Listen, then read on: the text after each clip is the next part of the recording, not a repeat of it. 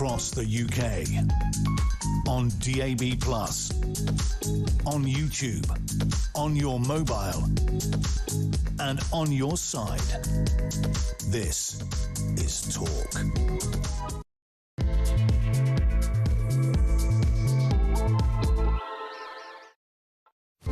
It is Talk. 0344 499 1000 is where you'll find us. Welcome to the home of common sense. Thank you to Julia. So, Andy Burnham on course to be our Prime Minister, installed into number 10 by July the 17th without a single vote from the British public.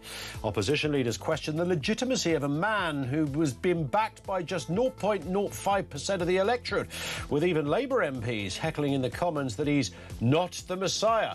Just a very lucky boy. 10 years on from the Brexit vote, the EU has already moved to exploit the political chaos, postponing a reset summit with Britain in the belief that Burnham will prove to be a softer negotiating opponent than Starmer ever was. Wow, that takes some doing. We'll look at that in more detail. And a rare red weather warning has been issued for extreme heat this week, with temperatures forecast to hit 40 degrees Celsius, schools closing across the country, potentially set to break a June temperature record that last stood in 1976. Yeah, thoughts on that as well. It's hot. It is the summer as well. Sometimes does that kind of around about summertime. Weird, eh?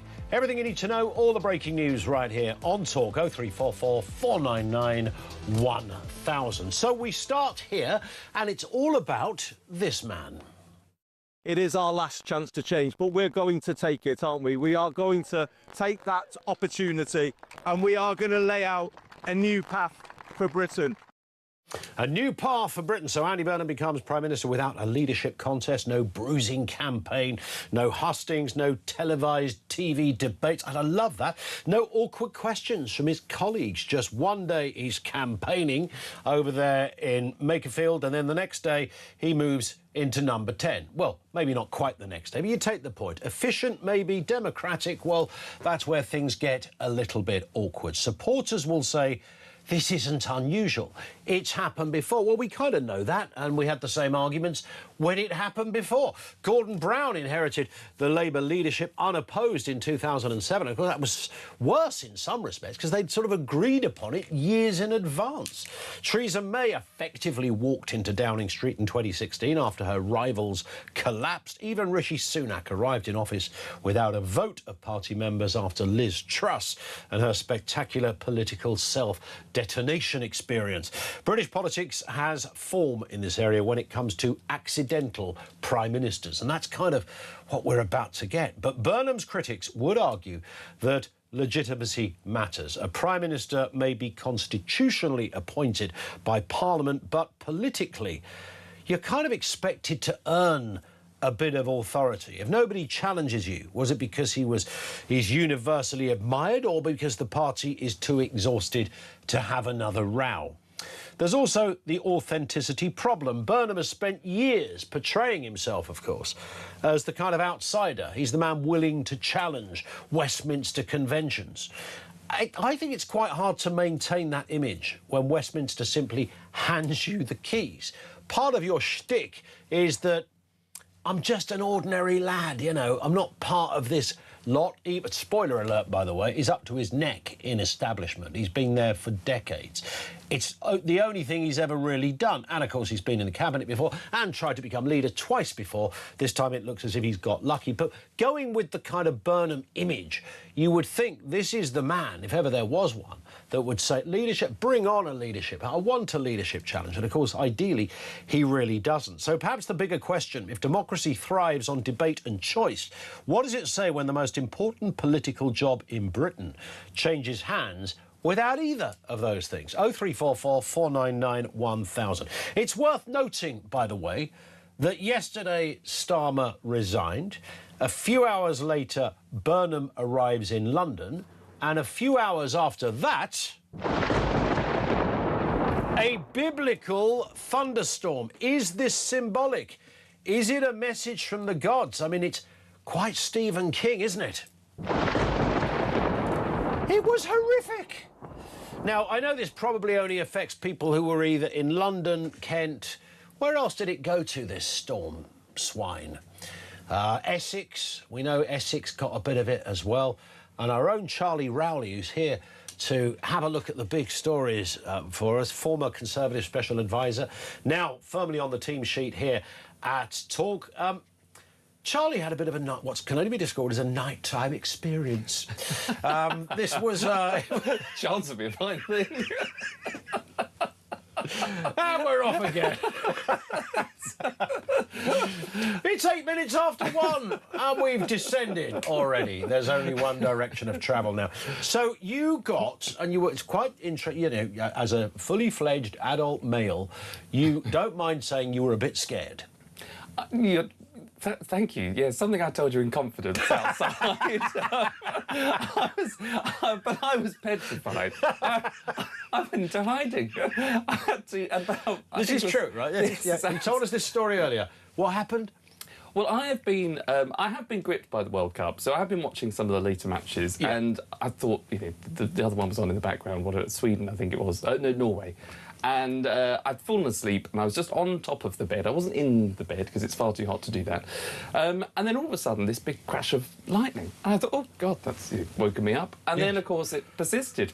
And I thought, well, it might just come through the window and electrocute me. So I thought, I know it doesn't work. It's not like Scooby-Doo, Charlie. I mean, what sort of world are you living in there? But I was just, I mean, you know, when it's hot and you're sort of, you know, maybe a bit sort of, I thought, no, I've got to take myself away. So I hid in the bathroom for about an hour. So you hid in your own bathroom? Did you actually get in the bath, or did you just use the loo as a seat? Or? Well, I say bathroom because the toilet where in this flat, I mean, is separate to the bathroom. Right. So I locked myself into a very sort of, a much smaller, just basically a toilet cubicle. For, so what you really meant to say was toillet? I did, yes. Okay, all right. Bathroom might be, I mean, you know, I thought I might sound a bit more butch if I said bathroom because so far that's the reputation. It worked for a moment, didn't it? For a second I thought, oh, it was the bathroom after all. That's right, you can do stuff in the bathroom, you can have a shower, you can do anything. Although you don't want to be monkeying around with water, do you, if there's lightning around? Exactly. That was my fear. I did turn on the tap. I mean, if a shard of that came through the window and you're in the shower, it'd make Psycho look like an episode of Mr. Tumble, wouldn't it? My goodness. Well, I'd be finished, and I'm sure everyone you'd be would done. When they're making the calls. He went as he would want to go, like a ball of charcoal. But it went on and on, even when he thought that the lightning had moved on. And I know it probably wasn't overhead, but it did sound as though it was right above my estate. It was vicious, and everybody, you know, in the office has a story, not quite as interesting as yours, Charlie, I have to say. But everyone has a story, because it did go on, and it was a bit like, you know, you start to think, wow, I mean, the rain was loud as well. That was the point. The rain was really, really loud. And I just kept thinking, as I was laid there, Starmer resigns, Burnham comes in, and then the good Lord sends us thunderbolts. Yeah. I can handle rain, funny enough, but it was a mark of the day, I think. Mark of the devil. Mark of the devil. Yes. But you know, we've been doing some research. Apparently, the bathroom or the toilet is the worst place to hide. Who says this? Finn, our producer. Is there a reason, Finn? Can you give us? Well, let's have a look. Hide it. Here it is. Look. Right. Okay. Here's the info you need. Can I just say to the rest of our audience, by the way, we are going to get onto some really chunky subjects here, but this may well be relevant because there's perhaps a metaphor in the weather, and it's not the first time this has happened in politics. But I am going to just bring you this, Charlie. Hiding in a bathroom during a lightning storm can be dangerous. Lightning can travel through a building's plumbing system, and the Are you having me on? No, I'm not. And the wiring. The CDC, me neither, and the British Red Cross strongly advise against taking a shower, bathing, or even washing your hands or touching metal. Is that a metaphor? Metal plumbing while lightning is active. Touching any metal plumbing while lightning is active. So don't touch a pipe. Well, I was too terrified, I think, no, I was just in hiding. I can't really describe it because it is separate to the bathroom, but Did you sit on the floor? I was sort of... Do you take a book with you? I mean, did you have a... No, I don't know, maybe I couldn't. I left the bedroom. copy of Women's Own on the side there that you could have just flicked through to get you through the next hour during this traumatic moment? But I did. I mean, I ventured out occasionally, but it was so loud. I just thought, no, I'd hunkered down now. I'd made my decision, and that was it. Yeah, what was different? Just when you thought it was over, it came again. Came back. Yeah. They say lightning doesn't strike twice, but About 88 times last night. Yes. But I do find it interesting because we had the moment when Rishi Sunak called a general election in 2024. And of course, do you remember, he was out there in about 38 grand's worth of suit, straight off the row, and got absolutely saturated. And what I'd forgotten until we were talking about this in the office, when Liz Truss became Prime Minister, she goes to see the Queen. Of course, it was the last audience, wasn't it, with the Queen, that period, and comes back to do the speech on Downing Street, and it was pouring down. We were sitting here waiting for it to happen, and they kept circling Westminster until the rain would stop. So what I'm saying is, in the last few Prime Ministers, there's been something about the weather. I mean, what does it mean? And I don't know whether you believe in rune stones and that kind of stuff and all sorts of other apocalyptic, predictive, psychic kind of messaging. Well, I'm not sure. I do maybe slightly think everything happens for a reason. Yeah. And, you know, But it's all then about, you know, decision makers and the people behind, not just the principal. But, you know, I always thought when Rishi Sunak came out to, as you say, deliver the message that he was going to call that general election in the rain, I'm sure that they could have held off for. Well, I mean, there's two things on that. There's something happens in Downing Street. There's two things. Number one, did nobody have an umbrella they could have? I mean, he would have probably looked a bit daft holding it himself while reading out there's going to be a general... It might have just optically... Somebody could have stood there and done that for him. The other thing, this moron that plays the music down there at the end of... I know everybody's now talking about this on social media, Steve Bray. Was there no copper that could have just unplugged his speaker? I mean, seriously, well, I don't know what kind of unit he's got down there. I mean, I know you can buy sizable Bluetooth jobs these days, and maybe it was one of those, but you'd have to, you know, the kind of thing they carry kegs on to go to the cellar in a pub. You'd have to carry it on that to make that much music to be heard. You know, the distance from the gates to Downing Street is a few hundred yards, as you know, walk. So to make that much noise while a Prime Minister is announcing their resignation, I thought was terrible. Yeah, I agree. I would have not just unplugged it, I'd have smashed it up. Yes, yeah, well, you know, yes, well, we'd have to... I'd have gone full to ninja. hold you back. Exactly. But you're absolutely right. It's those moments in time, regardless of your politics. Yes. I think either way, you know, whether you're on the left or the right or anything in between or either further. The idea that the Prime Minister of the United Kingdom is delivering a message that they are resigning, they are leaving, there is going to be a new chapter. I think it is a moment of history that should be marked without someone, some individual, whoever you are, feeling that they can steal that moment or steal the thunder. I just think I just can't believe it couldn't have been unplugged. But we become a laughingstock because you see issues like sort of things like that we saw yesterday, and unable to, as you say, just unplug somebody's speaker.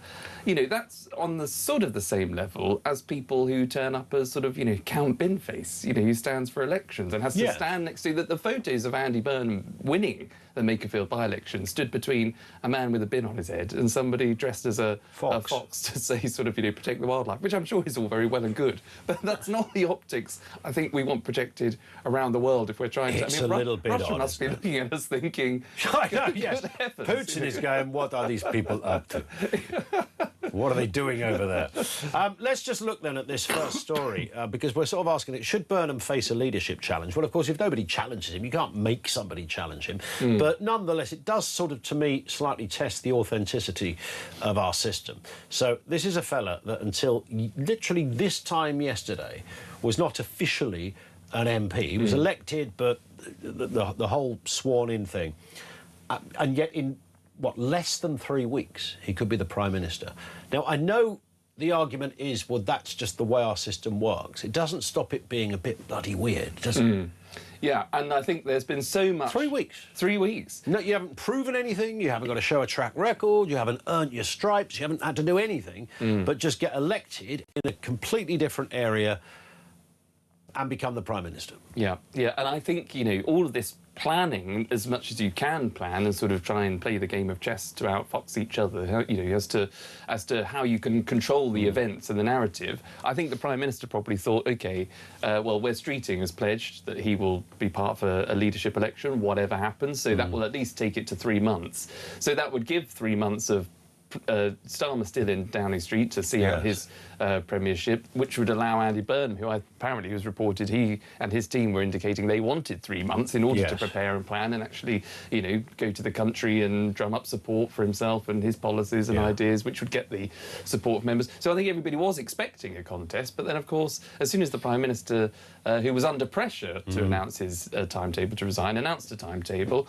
assuming, I think, there was a contest, then, of course, it seems as though that there isn't at the moment going to be one, even though there are a couple of people mulling it over. But ultimately, Is that a shame in a way? I mean, forget the journalistic side where, we would enjoy watching debates and people would make up their mind. And, I think if you were a Labour Party member, you might quite like to see a little bit of a kind of buffet of choice when it comes to somebody standing up there and saying, well, actually, if I was leader, I would do this, or I'd take the party in this direction or that direction. And just to be kind of sworn in with no challenge does seem, it's almost stranger than when Gordon Brown took over, or stranger than when Theresa May, found herself very swiftly into that position, and others as well. So I know there is sort of precedent for it, but I think this is almost another level. This guy wasn't even a member of Parliament half an hour ago. And I think that's the big difference, because people previously have said, you must have a general election, and I'm sort of, I'm all for the,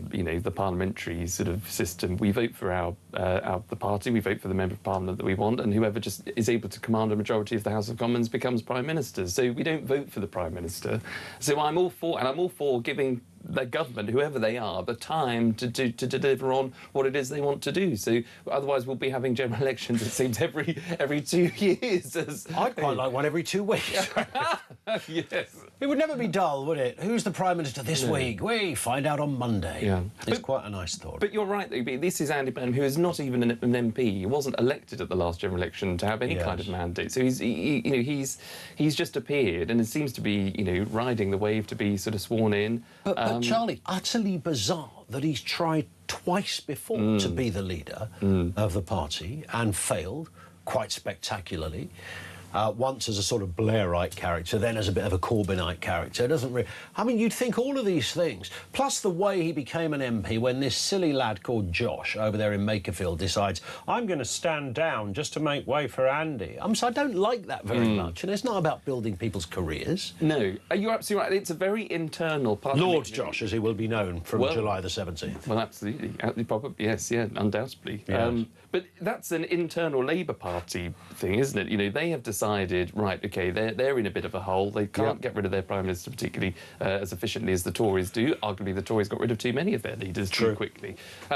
But the idea that, we must save the Labour Party, we must protect it, we must stay in government, and therefore we've got to... It's our democracy. Just get on with running the country, and the electorate are smart enough to be able to judge you after 4 or 5 years. Should Burnham face a leadership challenge? Look, we can't make anyone, so in an ideal world, would you like to see that? Thunderbolts and lightning. Very, very frightening if you're Charlie Rowley, who had the willies put up him last night. To coin a phrase, in his own bathroom, nonetheless. Who have you been talking to? Believe me, I'm on that neighbourhood app as well. I want to do is peeking through my net curtains. The occasional twitch. 0344 499. Something going on at 78, dear. Yeah. It's probably just Charlie doing his nighttime thing. Let's go back to bed, shall we? Yes, dear. 0344 499 1000. Where you find us. Charlie Rowley is with us. Lots more stories still to come. 10 years of Brexit, of course. Thoughts on that coming next on Talk.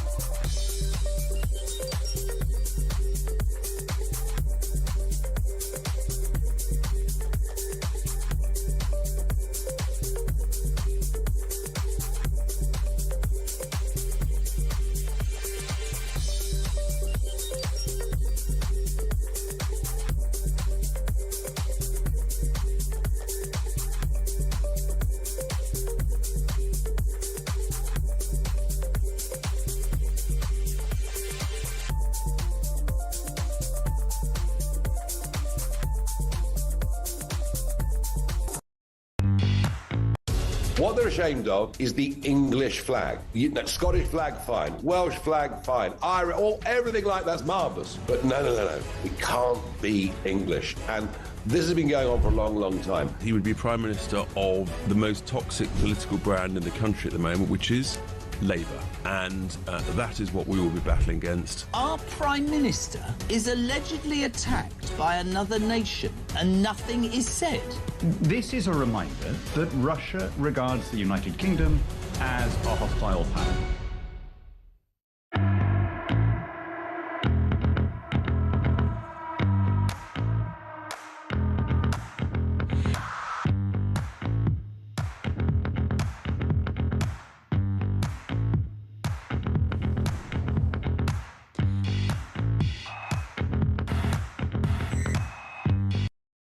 Across the UK, on DAB+, on YouTube, on your mobile, and on your side.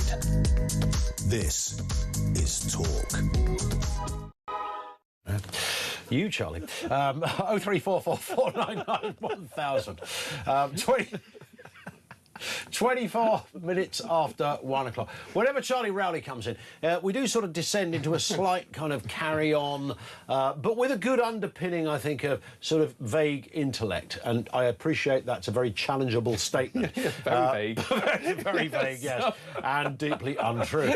But Charlie, of course, a lot of experience in government, working for Michael Gove, back in the previous Tory administration. It's interesting because this falls into an area you know quite well, the EU referendum, of course, 10 years ago today. All of that happened. And, of course, it doesn't stop all of the rows that have carried on a decade later. We'll come back to the specifics on that. But what's interesting, of course, is that Andy Burnham is seen by some to be a softer negotiating opponent than Keir Starmer. So we'll wait and find out. But let's have a reminder of what it was like there in Manchester. In fact, I met Andy Burnham on this night at the Count in Manchester. So there's a little tie-in there of relevance to no one else but me. Nonetheless, this is what happened when the results came in. Total number of votes cast in favour of leave was 17,410,742. This means that the UK has voted to leave the European Union. You'd think everybody would know her name, wouldn't you? Like, you'd think she'd be really famous. Not a clue. Not a clue. I think she was a clerk at Manchester City Hall or something. Yes, just the... Did it very well. I mean, as far as announcing a result goes, I mean, full marks.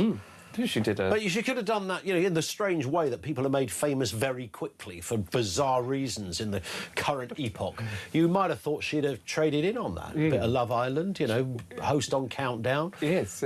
Doing the questions on Pointless. I don't know, that kind of stuff. It's like the sort of the Big Brother evictions. Yes, you know, never heard from her again. She could have made Where that did she whole... go? Do you know her? Call us now. So 10 years ago today, and of course, you worked for Michael Gove. Were you working with him at that moment? I wasn't actually, no. So it's quite a history. So I was actually on the Remain campaign. Really? I voted Remain 10 years ago. Get out! And I know, and it's extraordinary, really, looking back, because I remember leaving the Count at I think it was the Royal Festival Hall where they had the cameras and you know, the party of expecting to win, and I'd had messages from Tory party colleagues who'd gone to vote leave, and they were on the vote leave campaign, and we were texting each other throughout most of the day, and they had basically conceded that, you know, we'd won, that we were going to stay. Yes. And I was not gloating, it was just, you know, banter between good friends and sort of, you know, well, then never mind. And then, of course, the results started to come in, and it was as soon as Sunderland came in, I think, and then Newcastle, you could then feel, actually, we've got this wrong. And looking back, I mean, I remember at the end of that event, I just went down the South Bank,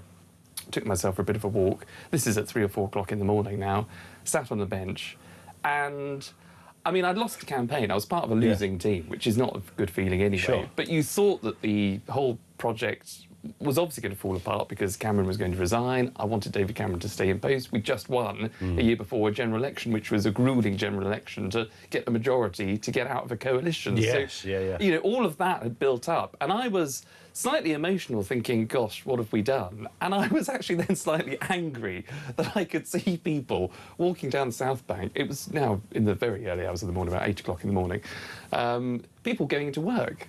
And I had this sort of incensed feeling of, do you not know what's just happened? Yes. As if the whole world has collapsed. Oi, people! You know, and then you realise that actually, whatever you're presented with, whatever the challenge is, it's not the end of the world. Brexit has not been a disaster. The wheels have kept going. We're still the fastest growing economy in the G7, so we've done better than our European allies. And then when I then worked for Michael Gove, which was then trying to get work out the event of a no-deal Brexit, so how would we manage this as a country and having to leave all the institutions and all the rest of it, but then actually preparing for a deal and getting us through with a deal, you then start to see actually the way in which the EU behaved and the way in which actually that we were very more open and generous to them than what they have been to us. And it's a partnership. You've got to realise it's not just when people come on and call up, maybe not this show or this show, but when people berate Brexit and say, well, it's been a disaster and we must rejoin. Well, hold on. That's not just because the UK voted to leave the EU. It was a partnership that we've, it was divorce, and therefore we've got both sides take responsibility for where we are now. Apparently, Sadiq Khan has said today that Andy Burnham should rejoin the EU. I mean, the idea that you can just do that is just such a ridiculous thing to say. Totally. Because as I say, but it's Sadiq Khan. Yeah, and I voted to remain 10 years ago. I might have been a reluctant Remainer. I think we were dubbed because I could see both sides, but on balance, I just thought we should not rock the boat too much and stay. Well, Boris Johnson was in that position, wasn't he? Well, quite. But the idea to rejoin now, where you'd have to pay even more money, take even more rules, lose the pound, it would be ridiculous. Indeed. Charlie, we are out of time. Oh, very quick. You have to go back to your bathroom now. And so, when are you back on Talk? It could be tomorrow morning. It's the usual slot I think I have with Jeremy Kyle breakfast. But I don't know because some of the route has changed. But I can help you. It could be next week. It could be next week with you. You're not actually booked back at all. So there you go. But it was nice knowing you, Charlie. Keep in touch. So listen, we love you here. We love you here. Of course we do. We'll see you very soon, Charlie. Charlie Rowley with us here on Talk. 0344 499 1000. We're going to be talking to Matthew Said in a couple of moments as well. Possibly also the former Prime Minister of Australia will join us. Tony Abbott. Stand by for all of that right here on Talk.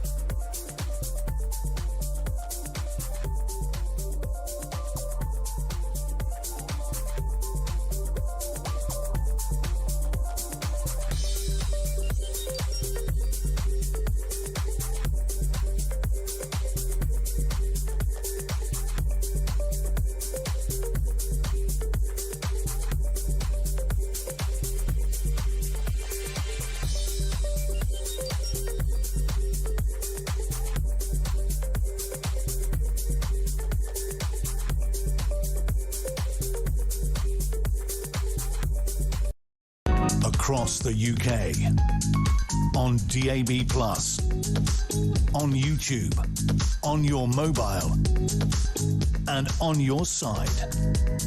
This is Talk. This one is from Josh, who says, Josh from Bridlington, I thought the music sounded very fitting for Starmer. It sounded like a communist speech. There was a bit of that, actually. Because when Starmer started giving that speech yesterday and that music played, I thought, oh my God, it's that ridiculous character, Bray, with his Bluetooth speaker of doom. And I still can't quite fathom. Because if that's how much you could hear it outside number 10, and this is a few hundred yards down the road, God knows what it sounded like by the gates themselves. Pretty loud. Could somebody not just unplug the darn thing? There's a lot to talk about. The Messiah without a mandate is being referred to. Let's speak with Matthew Said, good friend of the show, columnist, the Times and the Sunday Times.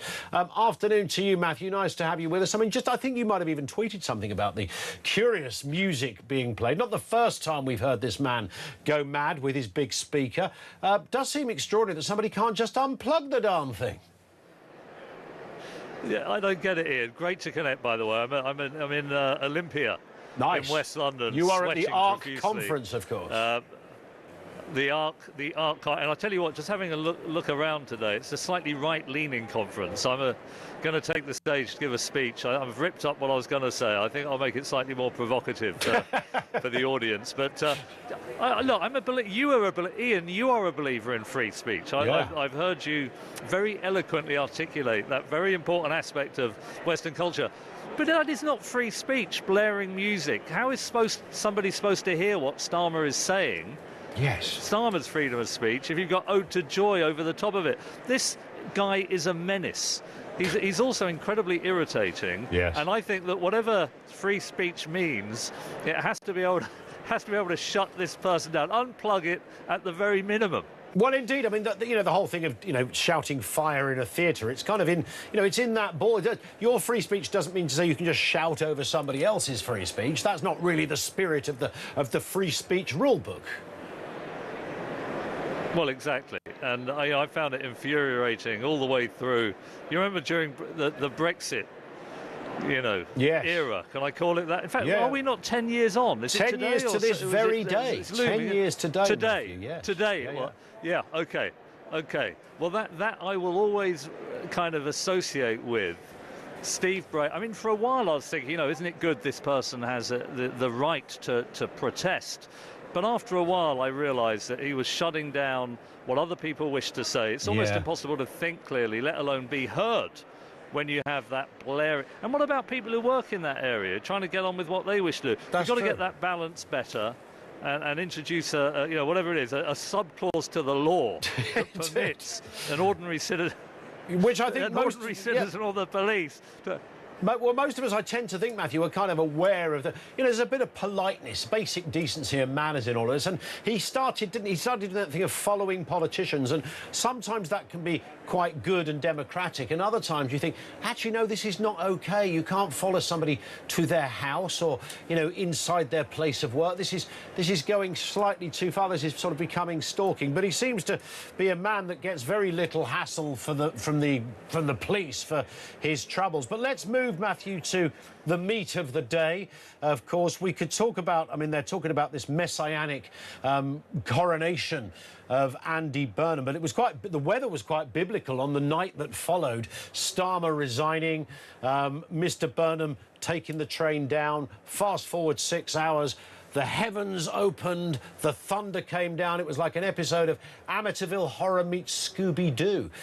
Maybe there was a bit of a metaphor in all of that, but it still leaves us with the reality that not for the first time, Matthew, we will get a Prime Minister that didn't really need to have to earn their stripes in any shape or form.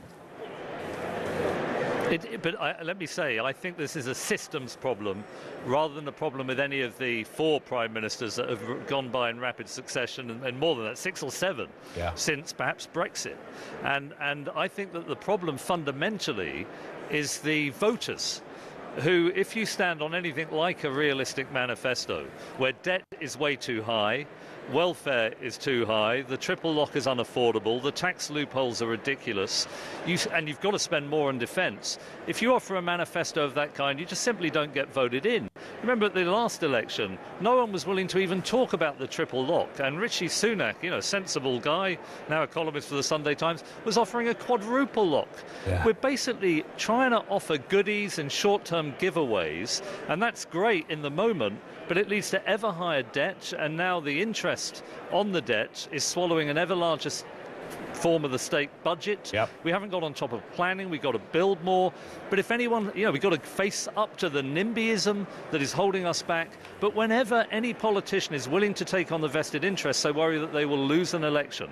And so they come in with these completely unrealistic manifestos. They break their promises once the bond markets start turning against them. And then the public hates them. But the public really ought to have a bit of self-awareness.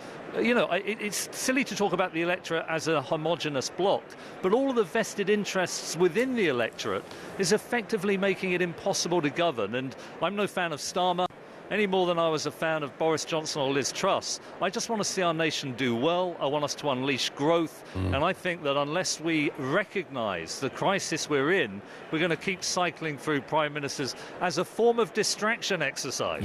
Yeah, absolutely right. I mean, you just can't have 7 prime ministers over a decade and be a serious country. I mean, I think that's just demonstrably the case. You did previously, when you came on into the studio with us, Matthew, and I think you'd written a column about this at the time, talked about how you felt the Conservatives, with all the noise that's going on the left and the right, the Conservatives could sort of... There's a way for them to come through and become the adults in the room again. Do you still broadly stand by that? I think Kemi Badenoch is saying some, you know, sensible things, but she and none of the shadow cabinet are willing to confront, for example, just one example, the triple lock. I mentioned it already, but it's mathematically going to bankrupt us. When I stood for Parliament in 2001, debt to GDP was 30%. There was no triple lock. And I remember standing on Tony Blair's manifesto back then and saying what the manifesto said, which is, with an ageing population, mathematically this is unsustainable. But now it's become a shibboleth. No one's prepared to stand up against it. Everyone in the shadow cabinet, I can tell you, is against the triple lock. No one dares say it in public. And we need even more honesty from the Conservatives. And I do think there is a chance that it will resonate with the public, that they will recognise that we need to endure a bit of pain, each of us. Pensioners, I accept that. You know, big homeowners like me are going to have to pay a little bit more. You know, we're going to have to recognise that unless each of us takes a little bit of short-term pain, there's going to have to be electricity infrastructure, sometimes in our backyard. We're going to be snookered from doing the nationally beneficial projects that will help us all, in the end, to flourish. And it's very hard, just finally, Matthew, very hard to see what, you know, Mr. Burnham's come in and, you know, he's talked about deconstructing 40 years of neoliberalism. He's referring to everything from Thatcher right up to the present day, despite the fact that he was intrinsically part for 17 years of that system, including cabinet positions, 2 attempts at becoming the leader of the party that he's literally about to lead. Despite all of that, he wants to tear it all down, recalibrate the system and start again. We've got to do business differently. I have no idea what that really means. There's a lot of a lot of hot air, I put it politely, in that, but that's what he's kind of standing on, that he's the man that's going to change the entirety of how this country functions. But this is an extraordinary thing, Ian. Talks about neoliberalism, and he defined that as the retreat of the state. But the state has got bigger in every single dimension. More taxation, more spending, more regulation, more debt. There was also far higher immigration, for what it's worth. So this neoliberalism didn't actually happen. And I hope, you know, I will support Burnham to the absolute hilt if he does what he needs to do, and most economists knows is necessary.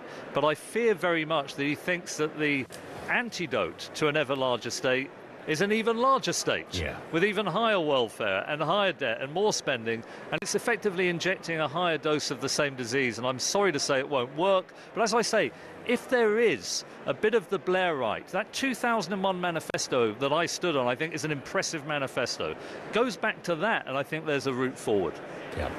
Well, we will see. Matthew, enjoy the rest of the afternoon over there at ARC. I'm sure the speech is going to go down brilliantly as well. Always good to hear Matthew Said, once in the sort of Blairite camp, moving towards the Conservatives now. He speaks a lot of common sense about getting back to those days. 2001. All of these horrendous economic figures and these sort of graphs and totemic headlines about, you know, where we're at and the, you know, the fact we can't pay defence budget properly and goodness knows what else.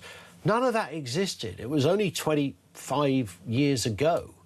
I know that's a quarter of a century if you want to amp it up in that respect, but in relative terms, the nature of our economic journey in this country has been downwards ever since. I mean, there's been no growth since 08 and possibly slightly before that. Jonathan in Upminster says, how do you unplug a portable Bluetooth speaker? The whole point is that it's cordless. Bray is a bloody nuisance, though. Great show. Totally fed up. Jonathan in Upminster. Well, when I say unplug, I mean turn off, OK?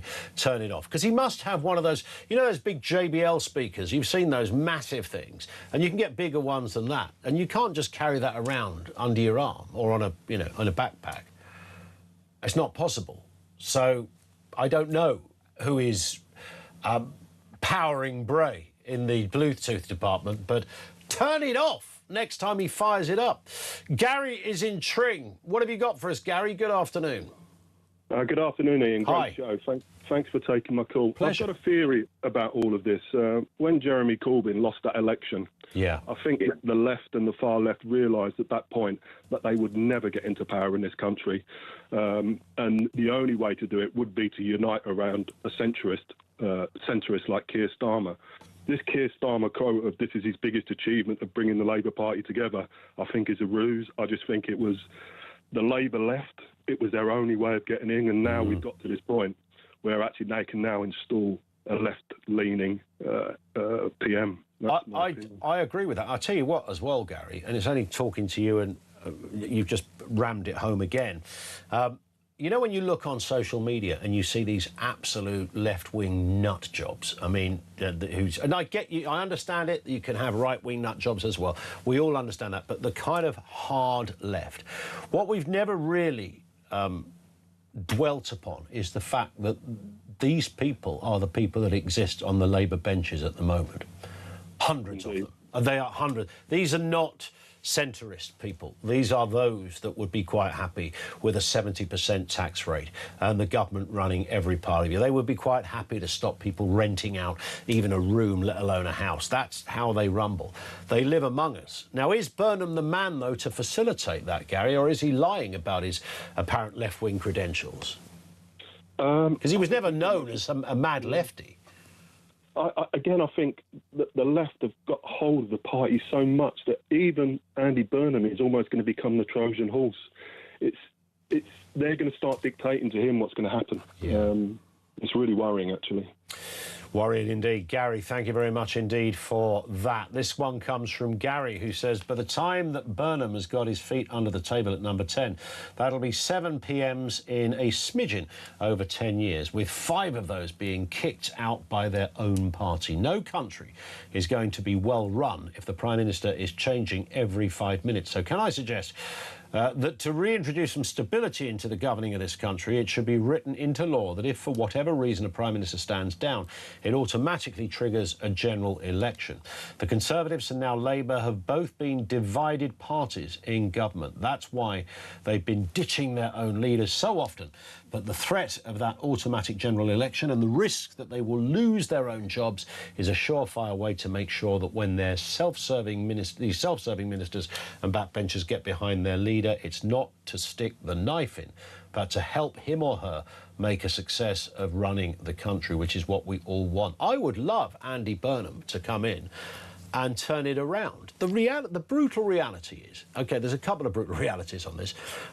No one man is power. You don't do that because you come in as some kind of godlike messianic genius. I've got the answer to the meaning of life. That Burnham's going to stand up and say it's 47 and everything becomes clear and great. That's not how it works. Of course, it works with businesses and commerce and the cogwheels of our economic system being well oiled and able to turn without interference, bureaucracy, diktats and regulations that will simply not just price people out of business but obliterate business. That's not something Andy Burnham can just do. So the system is kind of already there. He can apply the cosmetics and the intent. And what he can do is throw confidence into the system if he backs the right horse. And if he's going to back a kind of Corbynite approach, then we're absolutely scuffed. If he doesn't do that, then fantastic. Like Matthew Said said, it's not somebody I would vote for, but I want to wish my Prime Minister lots of success, because his success will be ultimately our success. And the other point, by the way, we now live in an era where the government of the day will always be chaos. OK? It doesn't matter who it is. Could be the Conservatives, could be Reform UK, could be the Liberal Democrat, could be anybody, all right? We live our lives now, largely, in many respects, through the prism of social media, 24-hour news. So if you do not like the party in power, your voice has never been louder. So just be prepared. Let's stop waiting for this moment of peace and sensible tranquility over there. It's never for the rest of time, not in our lifetimes at least, going to happen. It will always look chaotic if it's not the party you like. It will always look corrupt if it's not the party you like. It will always look as if something iffy is going on if it's not the party you like. That's just how it's always going to work now. The noise is too loud. And in a way, there's democracy. Everybody has their say. In another way, it just means you can't get on with things because, you know, events and that kind of noise can eventually penetrate and cause all sorts of chaos, like resignations, perhaps. Would Keir Starmer still exist if social media didn't exist? I heard somebody raise that the other day and I thought, actually, it's a really good question. Are we ungovernable? We asked that question a little while ago. More from you on the way. 0344 499 1000. Lines are open. Should Burnham face, in an ideal world, face a leadership challenge? Your wider thoughts on where we're going as a country. Matthew Said's points thrown in there as well. It's coming up on 10 to 2. This is Talk.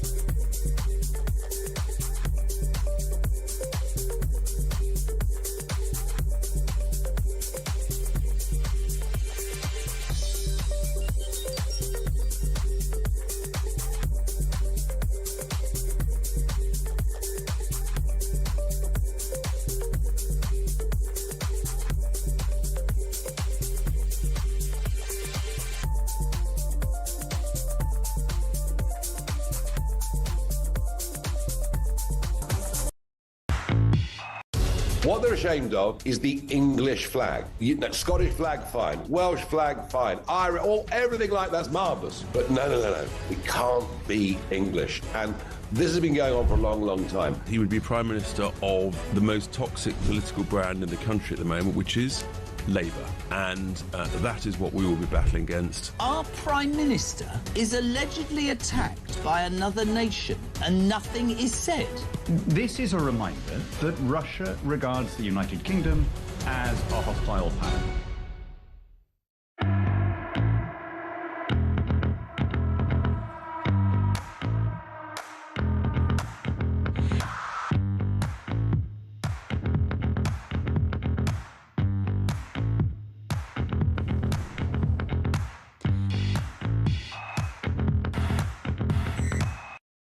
Across the UK, on DAB+, on YouTube, on your mobile, and on your side.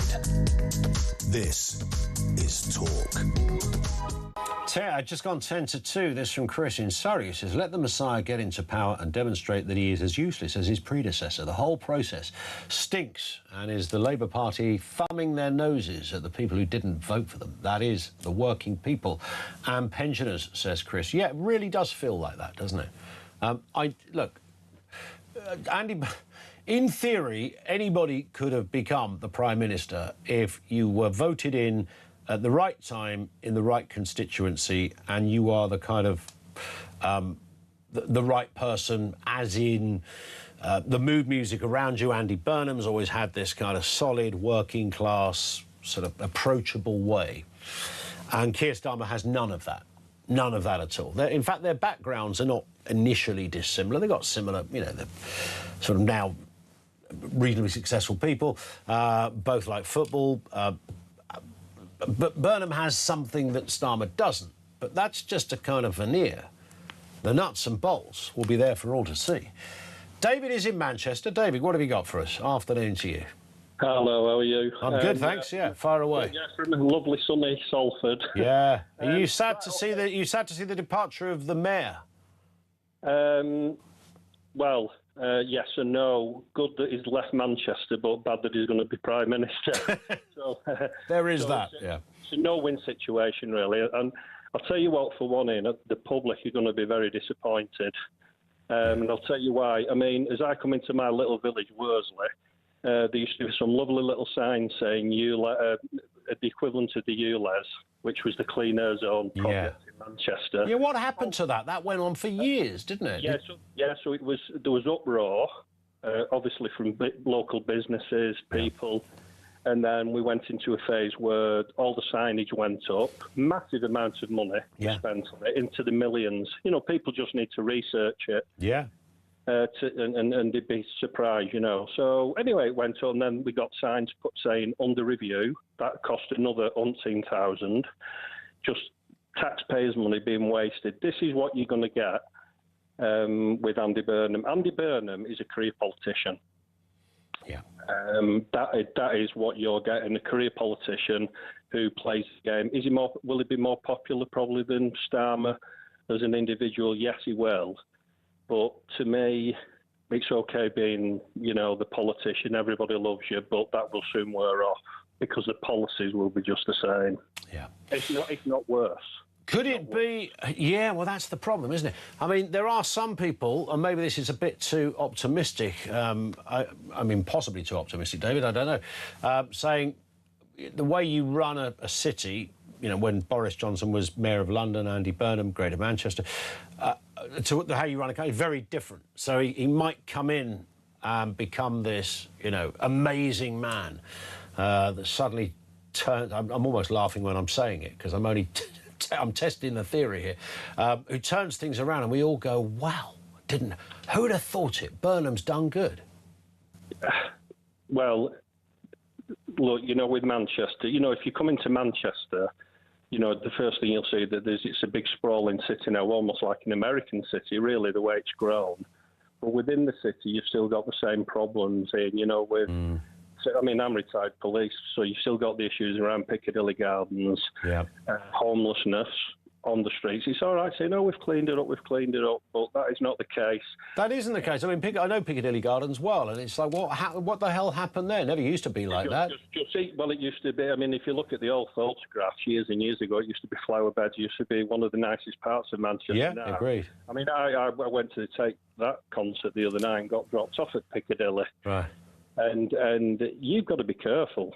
You've got to have your wits about you. You know, like in a lot of cities, it's not just Manchester. You know, I'm not just saying Manchester. Sure. You know, London, as we all know, you've got to be careful. But that's the situation that you've got, and of course Maggie Oliver, who's from Manchester, she's spoken about. There's a lot of issues. There are a lot of issues, and also. What I'm saying is, Ian, yep. I think he'll have his honeymoon period, and then you will still get, you're still getting the same product. And quite frankly, like I said, I've said it a long time, the two-party system is finished. It's finished. People are fed up with it all, I think that's well, I mean, it's got that bad. You found yourself going to take that gigs. I mean, what's all that about? Well, it's weird. Most of the time I go to see the Stranglers, but it was a birthday present. There's a contrast. For my wife. Look, I saw Take That in the day, and I have to say, like any stadium gig is usually pretty good these days, right? Because it's big, the lighting, the sound, it's usually, unless you absolutely loads. It always looks good. It's an experience, if nothing else. What did you make of Take That? To be fair, I quite enjoyed it, actually. The only bugbear for me was, being a United fan, having to go to the Etihad is a bit of a... Oh, blimey, is that where it was? Yeah, because the Etihad do quite a few gigs there, don't they? Yeah, they did a few nights, but that's a bit of a stinker for me. You were there in Haaland's house. Got to keep well in with my wife, you see. So. That's the only way to do it. David, thank you, mate, for that great call.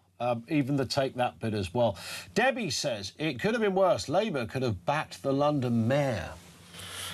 They're kind of...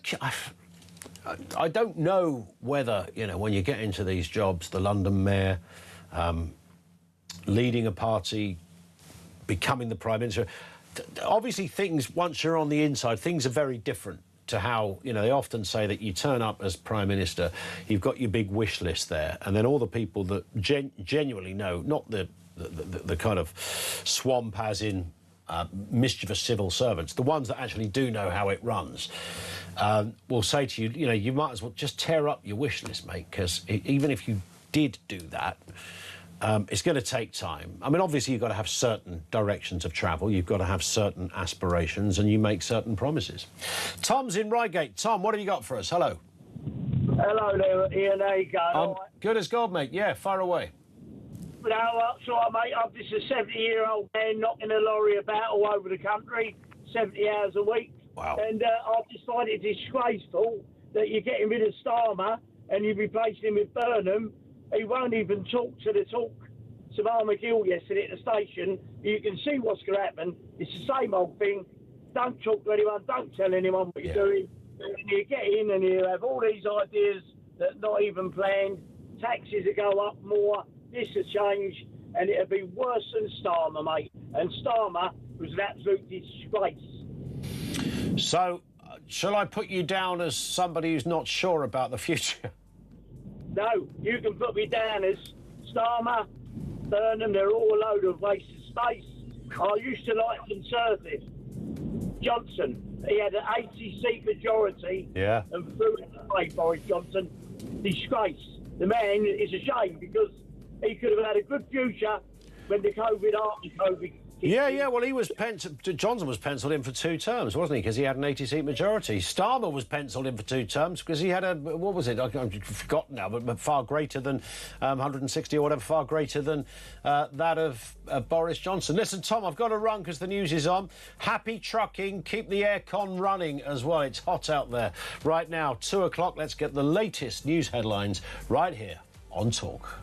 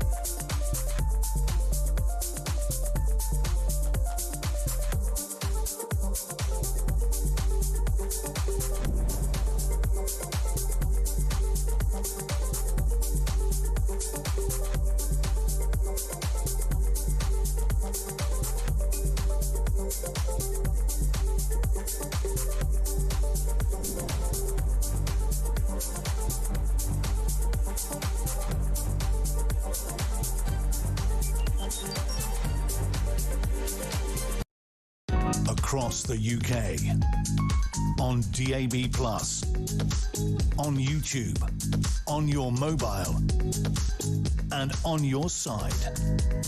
This is talk.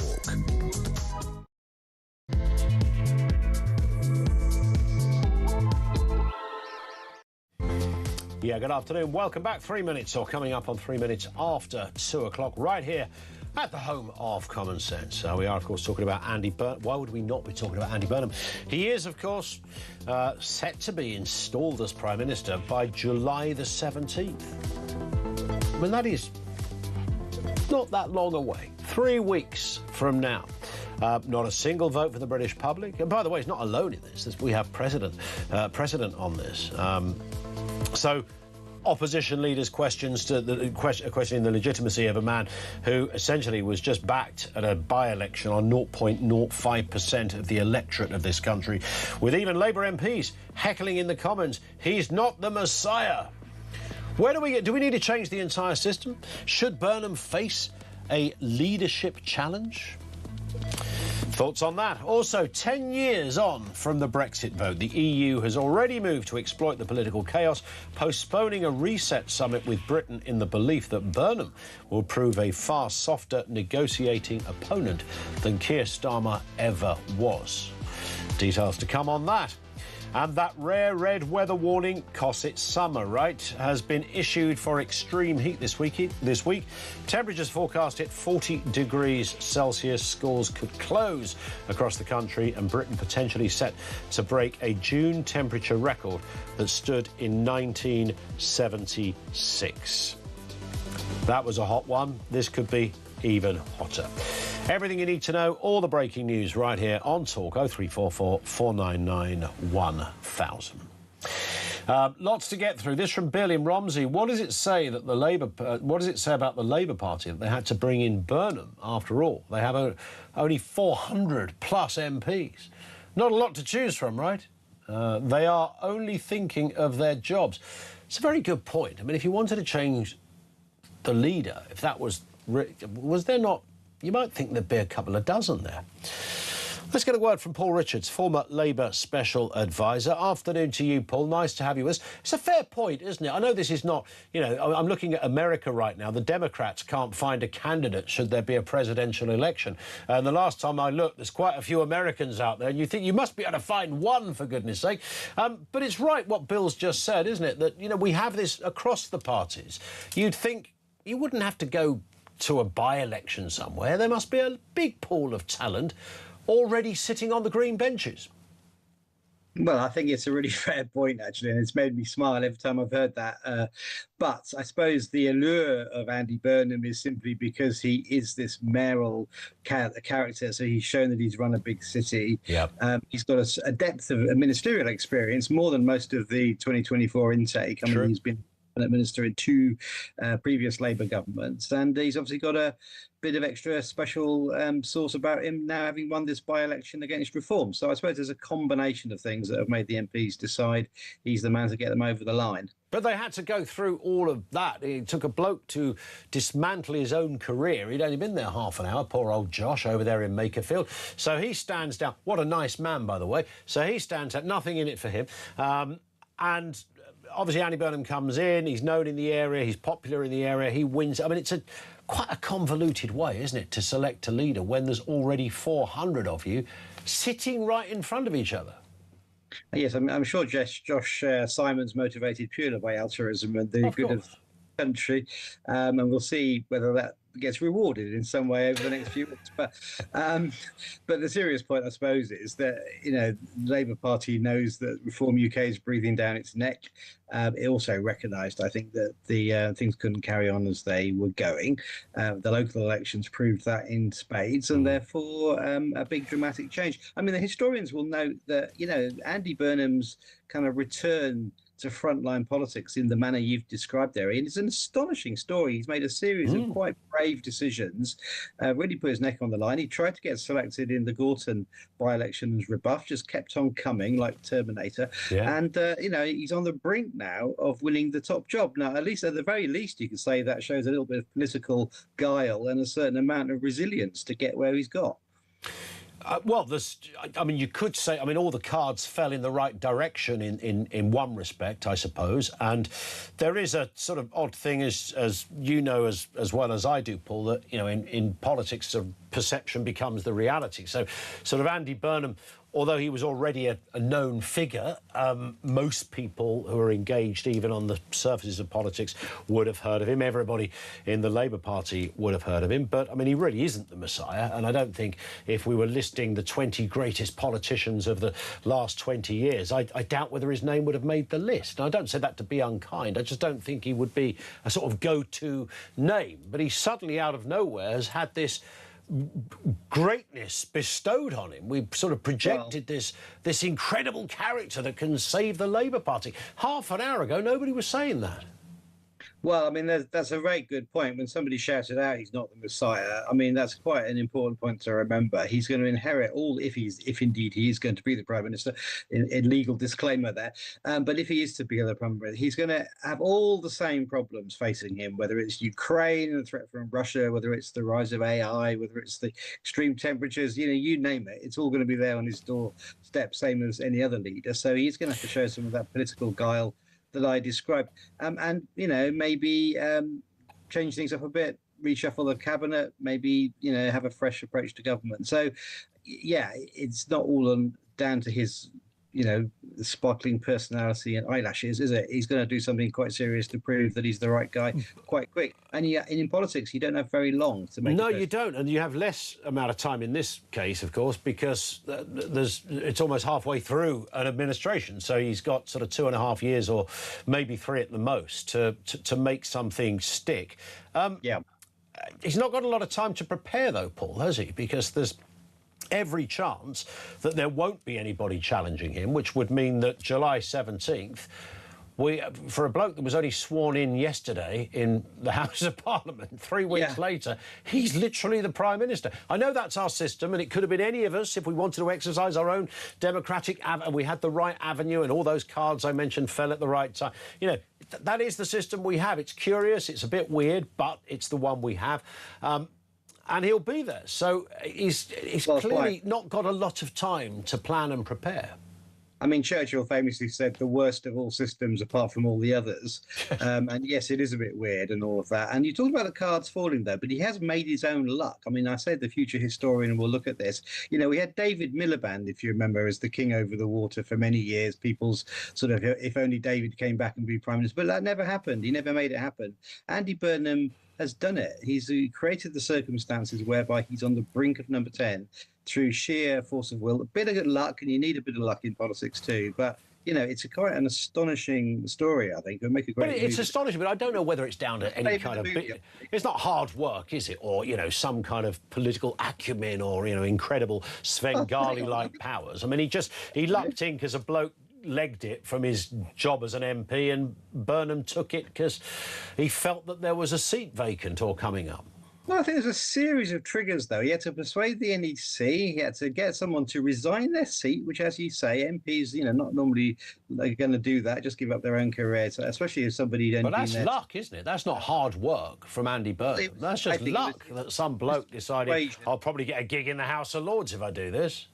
But he managed to persuade someone to do it. Then he won the by-election, and don't forget, you know, governing parties don't normally win by-elections, so he did that, and with a majority that meant that, you know, you couldn't say it was Restore's fault for splitting the vote and any of that.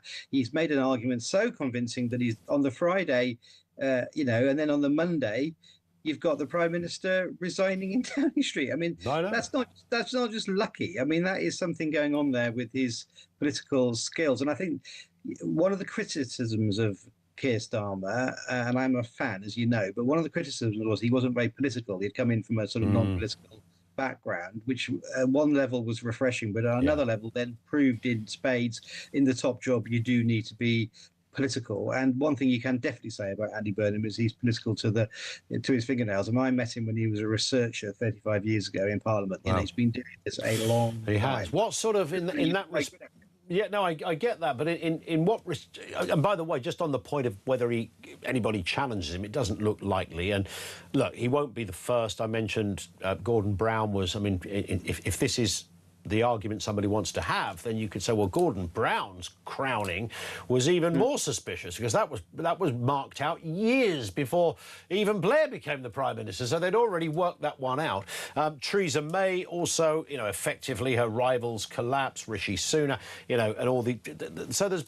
I'm not going to criticise him for that, but it does sort of rather mean we end up in this interesting situation where we don't get...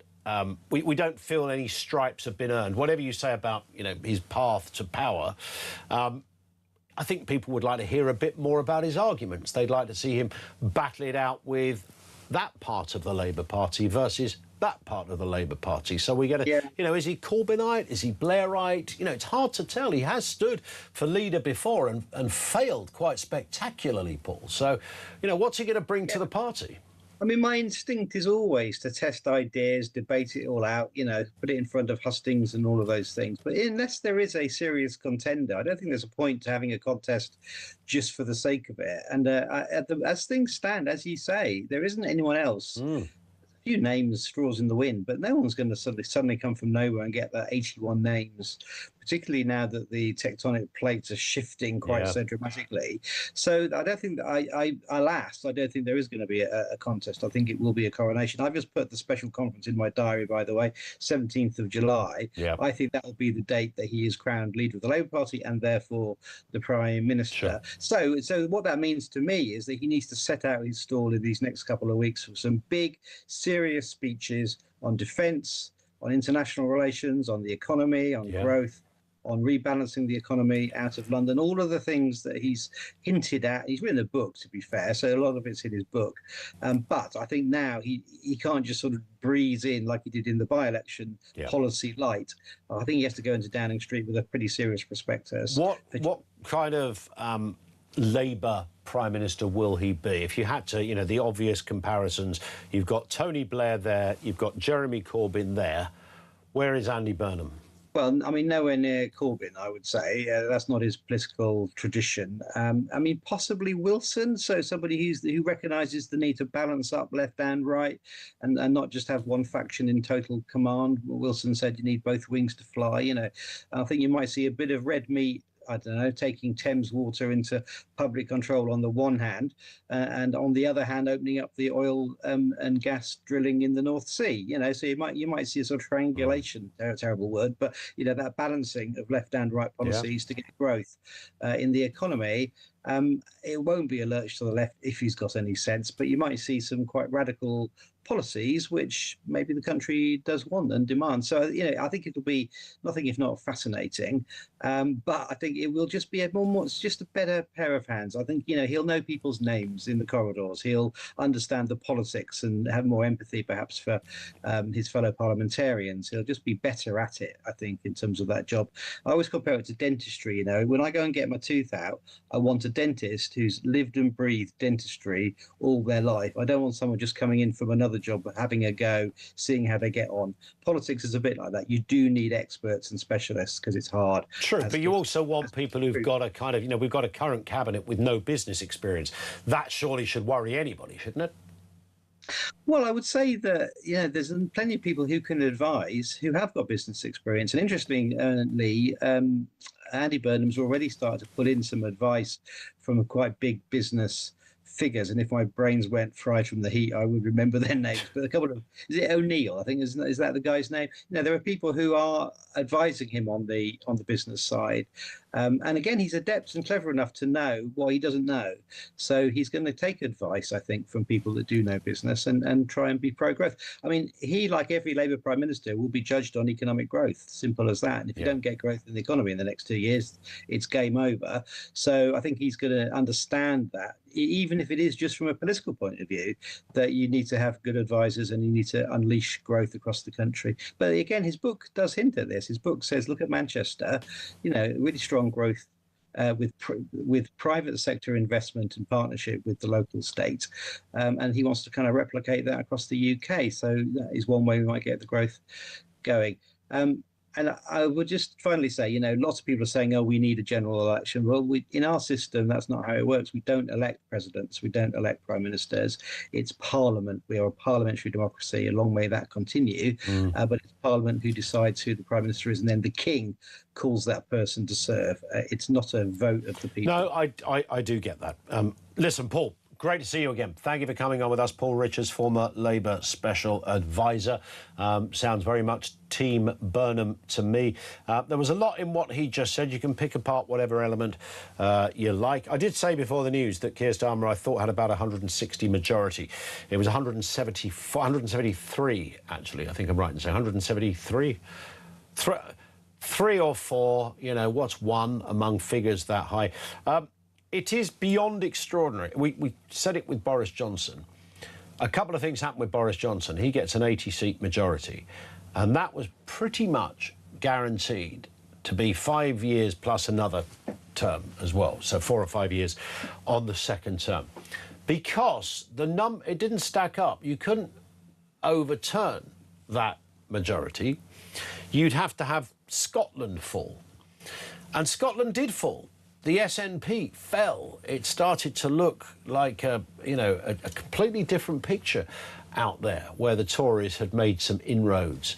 And then the SNP rebuilt the quickest comeback ever. Talk about the boomerang party. The SNP. He's just been sentenced as well, hasn't he, Murrell, today? Sturgeon's husband. What did he get, Finn? Was it 5 years, 3 months or something of that nature? It was 5 years, 3 months. There you go. So I'm assuming he'll serve maybe 2/3 of that. But he's got the spouse of the former leader of Scotland is currently serving nearly 5.5 years at His Majesty's pleasure, courtesy of candelabras and all motorhomes and God knows what else. So he's learnt a lesson. But from that's where they were. And then they came back, and that's extraordinary. So Johnson was meant to be there. Keir Starmer put booster rockets on that majority that Johnson had, and he got 174. Now, I know it was a kind of tenuous majority in the sense that the vote share wasn't fantastic, but it was still 174. That's extraordinary. That should have kept him there for at least 2 terms, and he didn't make half of 1 term. That's what you call a failure. You can mark that out whatever way you like. That's what you call a failure. 0344 499 1000. Would you like to see Burnham face a leadership challenge? Don't you think it's odd we're about to get a Prime Minister? We've got no idea of the flavour of that Prime Minister, his direction of travel. Sure, we'll see some speeches and we might hear some details about what he could be doing. But right now, here is a bloke picking a cabinet. This time yesterday, he wasn't even sworn in. And here he is selecting who is going to be our Home Secretary and Chancellor and the like. We'll have more from you in just a couple of moments. 2:20. Keep it here. This is Talk.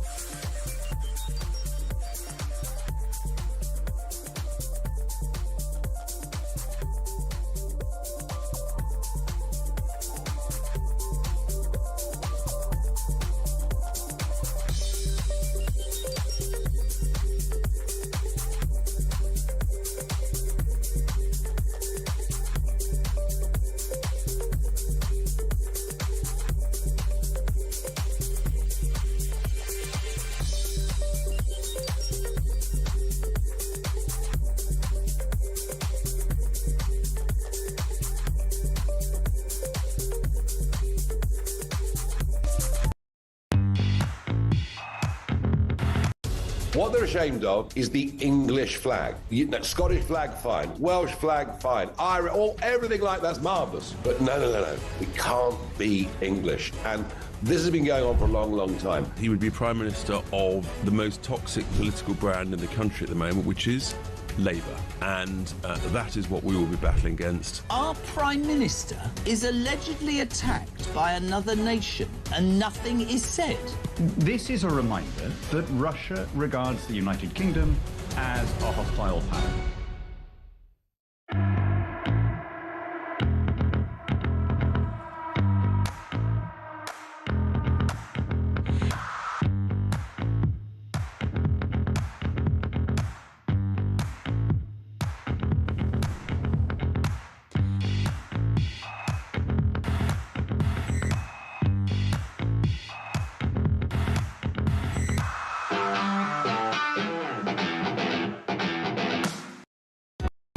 Across the UK, on DAB+, on your smart speaker, on your smart TV, and on your side. This is Talk.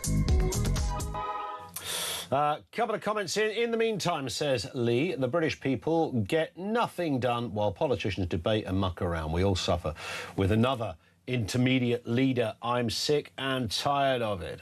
Paul says if Burnham becomes PM rather, then he has to provide a manifesto or a mandate, and he has to have a general election so that people can vote on it. Well, of course, as our last guest, Paul Richards, said, and he's right about this, we don't vote for the individual, we vote for the party. And it's still a Labour government. Who leads that Labour government is largely, in a curious way, not relevant to the wider issue of how our voting system works. But of course it is relevant, because when you go to the ballot box on polling day, you have in mind who the leader is. I know you're voting for your constituency MP and you're voting for the party, but not the individual. So it's a bit of a weird one, but everybody knows what that really means. Michelle says, sorry, Ian, this whole Burnham situation stinks. It really is a bastardisation of our democracy. Why does this random fake guy get to run the country? Look at the state of Manchester, Makerfield. A red wall was a safe bet to get their new face in. I despair. I wish I could get my family out of this hellhole. That was once Great Britain. There's a lot of people feel like that. But you know what, Michelle and others, it only really hit me to... No, that's not quite true. This had hit me before because we've done debates on it. But it only... Because we now have a new Prime Minister coming in, our 7th in 10 years, and that's terrible. It's an awful international look that is the case. It's unmanageable as a country. You can't get anything done. You don't quite start from scratch each time, but sort of, and that's even when the same party is in power. We saw it with the Tories, we're now seeing it with Labour. But I come back to what I said. Are we just ungovernable? Because it's always going to be a disaster, OK? We used to talk about governments we don't like very much, and when there's another general election, I won't be voting for them, or let's hope that my party gets in at the general. And that's kind of as far as it went. And now you've got millions of people squabbling on social media, making a lot of noise, and the mainstream media take notice of some of the more salacious stuff or some of the more qualified stuff rather than the conspiratorial nonsense. And that makes the headlines. So there's a constant commentary of dysfunctionality that follows any government around now. And that will never change. So if they're not your government, they are an absolute disaster zone, because we pick apart every scintilla of the policy, every element and facet of the individual. We will never be settled. There'll never be a point when we take a nice deep breath and go, peace. That kind of stability and tranquility is long gone, and we'll never get it back again. Ian is down in London. What have you got for us, Ian? Good afternoon. Good afternoon, Ian. Hi. Sweltering here. Yeah. Melting. So, well, I'm in a nice air-conditioned studio right now, but in about 2 hours' time, I won't be.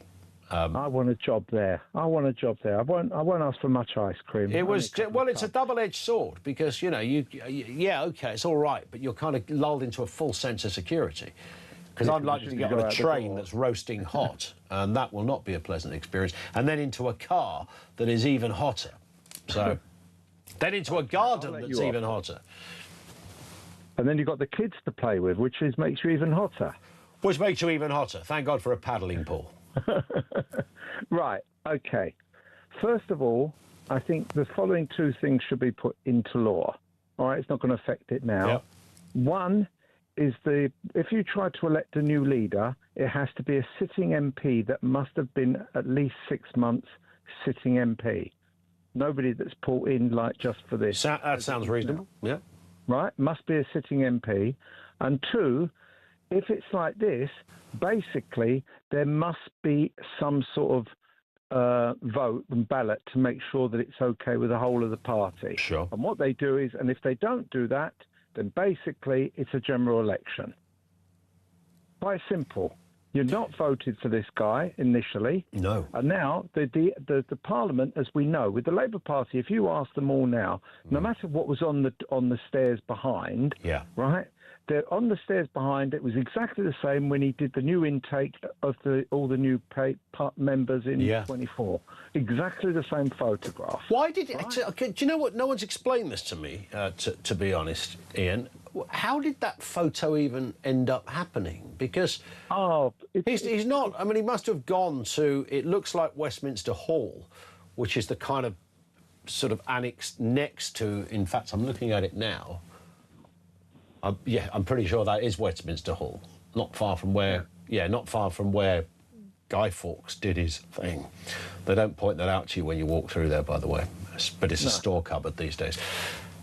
How did these people end up turning up for just a new MP? Because basically it's all PR. Well, of course it's PR, but it's bearing in mind other people could be standing, you know, at this point. They could be going, well, I want to run for it. Do I get a picture with 300 grinning characters around him? And it's also a bit weird, the disproportionate amount of female MPs who are kind of fawning over Andy. I'm a bit uncomfortable. I'm quite a modern metrosexual male here. I don't do sexism. That looks quite sexist to me. So, oh, Andy, oh, look, let's come to my house, Andy. We can do Rudy's. I know. It just looks awful. And there was something else in that picture.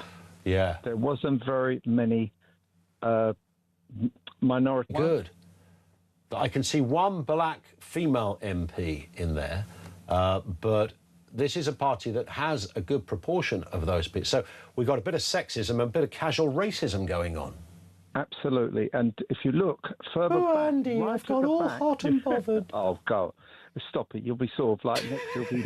you'll be on Twitter or TikTok. Quite enjoying this. Yeah. I'm a lady. Oh, dear. But it's true, though. It was all PR. It's all been done for the female vote because they think Starmer lost the female vote and he's got to get it back. That's what that's all about. It certainly looks like it from that photo, that's for sure. But the fact is, whatever way we slice it, Ian, this bloke's going to get a job without it. I mean, let's remember, unless you're engaged in politics, you are, lots of our listeners are, by definition of this station. But most of the country probably never even heard of Andy Burnham. So we think it's weird. God knows what Miss Esther thinks about it. That's even weirder, right? Yeah, but it's as I say, and I've said it to you and I said it to friends yesterday, he's a Rackham, Stackham and Burnham, and he will burn. He'll burn everything. Well, he's got very little wiggle room, has he? He's not got a load of money to spend. There's not some sort of magic pots of cash sitting out the back of Downing Street. And John, one last thing. One of your other guests mentioned about the triple lock. Yes, we know that it's something that costs. But the simple factor is, if we didn't have net zero to pay for, it wouldn't be a problem. Well, that's going to be the interesting issue with Ed Miliband. I don't think he's going to become Chancellor, but he will still want his way. Will it matter anymore? Listen, Ian, I've got to run. Thank you very much indeed for that. I hadn't really done justice to the... I mean, I saw the picture yesterday. I just thought, well, that's a bit kind of presumptuous in many ways. This is almost like the picture you would have taken once you've become the Prime Minister. You might play it down a bit. Possibly it wasn't of Burnham's making, but it did... It is kind of strange that there is this kind of group of middle-aged female MPs sort of fawning over with smiles as if they've just met, you know, the cast of Magic Mike or something. I mean, it's kind of, all right there, Andy, you big Mancunian love monkey. It's got all of that going on, and I'm thinking, what are they? What? This is meant to be politics, mate. Come here, give us a kiss, mate. Ooh, Andy. They're all enjoying the moment. But will we enjoy the moment come July the, what is it, 17th, Finn? Something like that. 19th of July. Will we be saying the same thing? Andy holding up the camera because he does that because he's like modern politician, taking an entire selfie of him and 300 white women. It's the 17th. 0344 499 1000. And just a quick one from Joe before we have a quick pause. How is it fair that around 75,000 people in Makerfield get to decide who effectively runs the whole of the UK?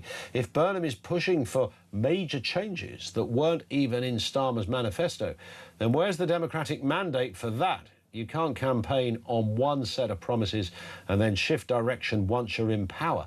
That's exactly why it would make sense to call a general election. Let the entire country have a say, not just one constituency. I guess the manifesto thing is interesting. As long as he keeps to the manifesto, if you add something to the manifesto, that's different from taking something away. I assume that would be the argument. You don't always get your manifesto is meant to be a solid set of promises, pledges, but it's not, they're really aspirations, I think. You don't always tick every box. More from you on the way. Lots to get through. 0344 499 1000. This is Talk.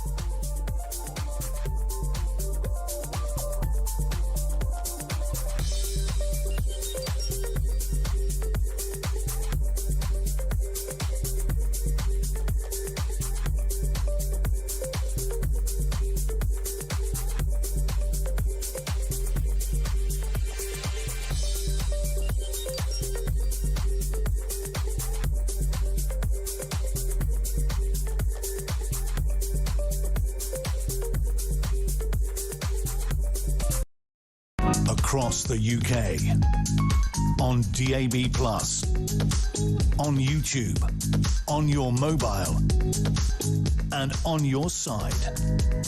This is Talk. Ray says, ask your guest Paul Richards if he's the secretary of the Fabian Society. I don't know if he is, but if he is, I'm sure I don't imagine, Ray, he would deny it.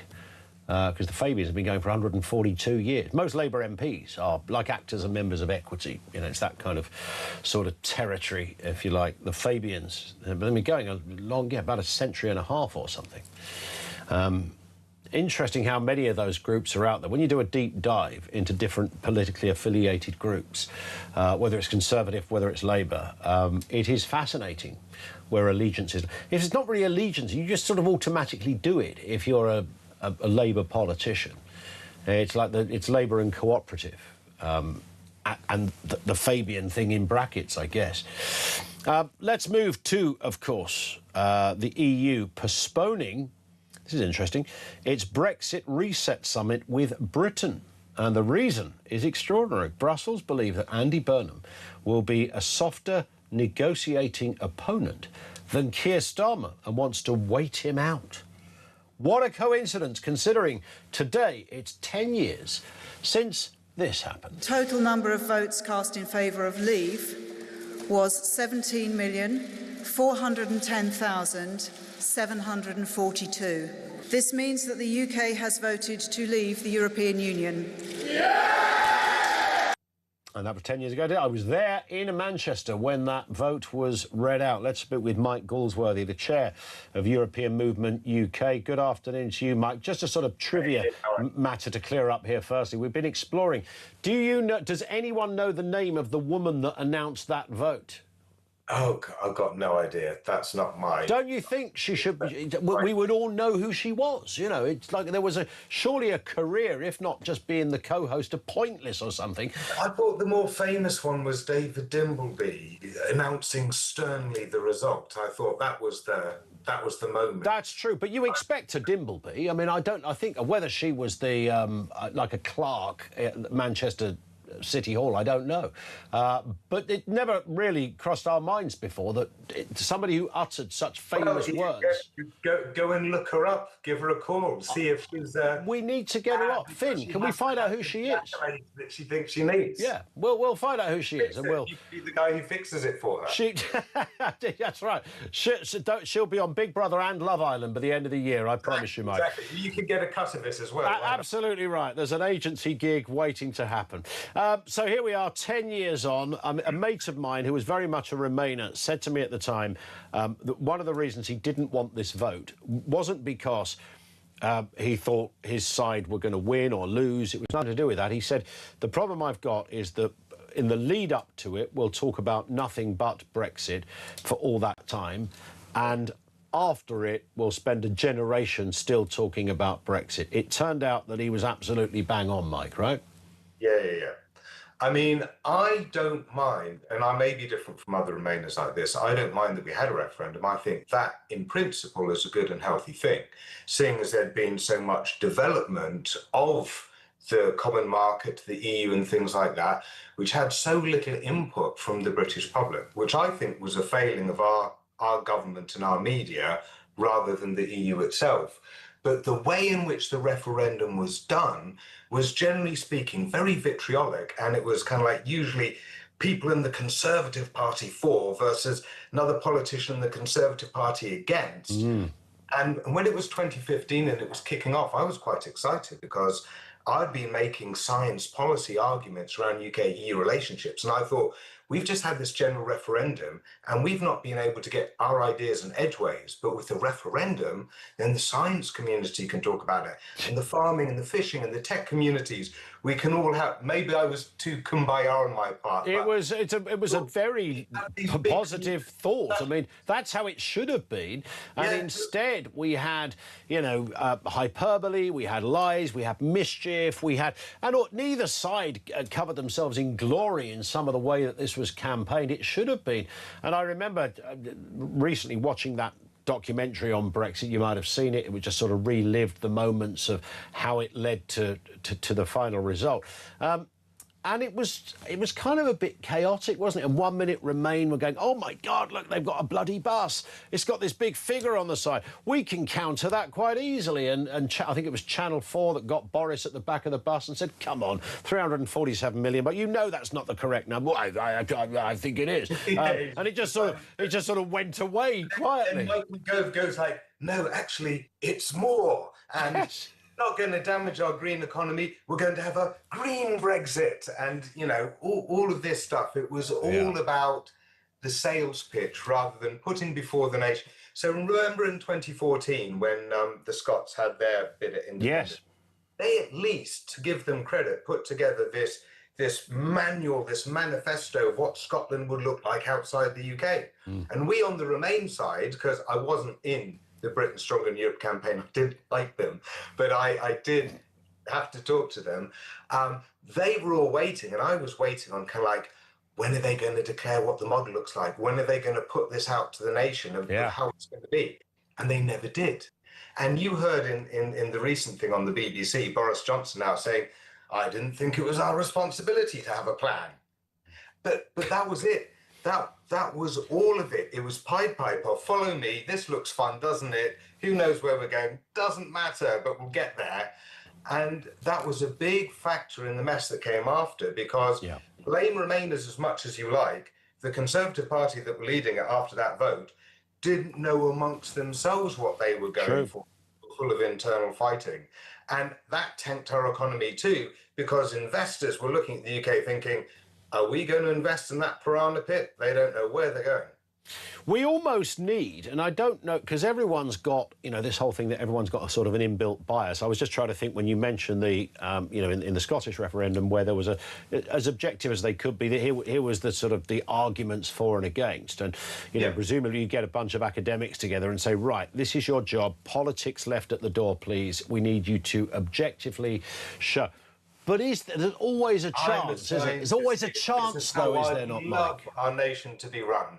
I know, wouldn't it be great? But you're always going to get some corduroy-clad prof over there at Oxbridge somewhere who's going to make a bit of mischief and throw in that little one scintilla factoid that's untested that takes it that way or that way. And that's the problem with the human. We need AI to do this now. I don't mind that. I mean, usually when you've got a debate in the round that involves a lot of people, someone's going to do that. But then you've got the peer review, don't you? Then you've got a chairman or chairperson who sums it up. Whereas what we had during Brexit with the BBC is kind of like one economist for, one economist against. Even when, within economists, it's 99% versus 1%, but it's 1-1.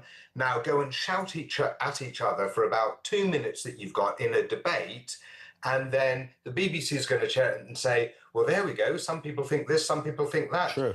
And then the audience at home were completely confused because there was nothing in long form, there was nothing discursive that involved lots of parties, and there was no consensus building. So what? And that's why, to this day, it still feels really antagonistic. And that's what I think that we need to mature out of and build out of. I got on really well. Sorry, last point. I got on really well with a lot of my Brexit counterparts. We would go for drinks, we would go for meals, we would joke about the strategies of each other's party because we're scientists and we can do that. But I saw lots of other places where it was just pure poison, and it was really depressing. Yeah, it was depressing. We need a sort of Ministry of Truth. If it didn't sound so Orwellian, then it'd be a great idea, wouldn't it? That you could, on all of these issues, we just go, right, OK, it's going to the ministry.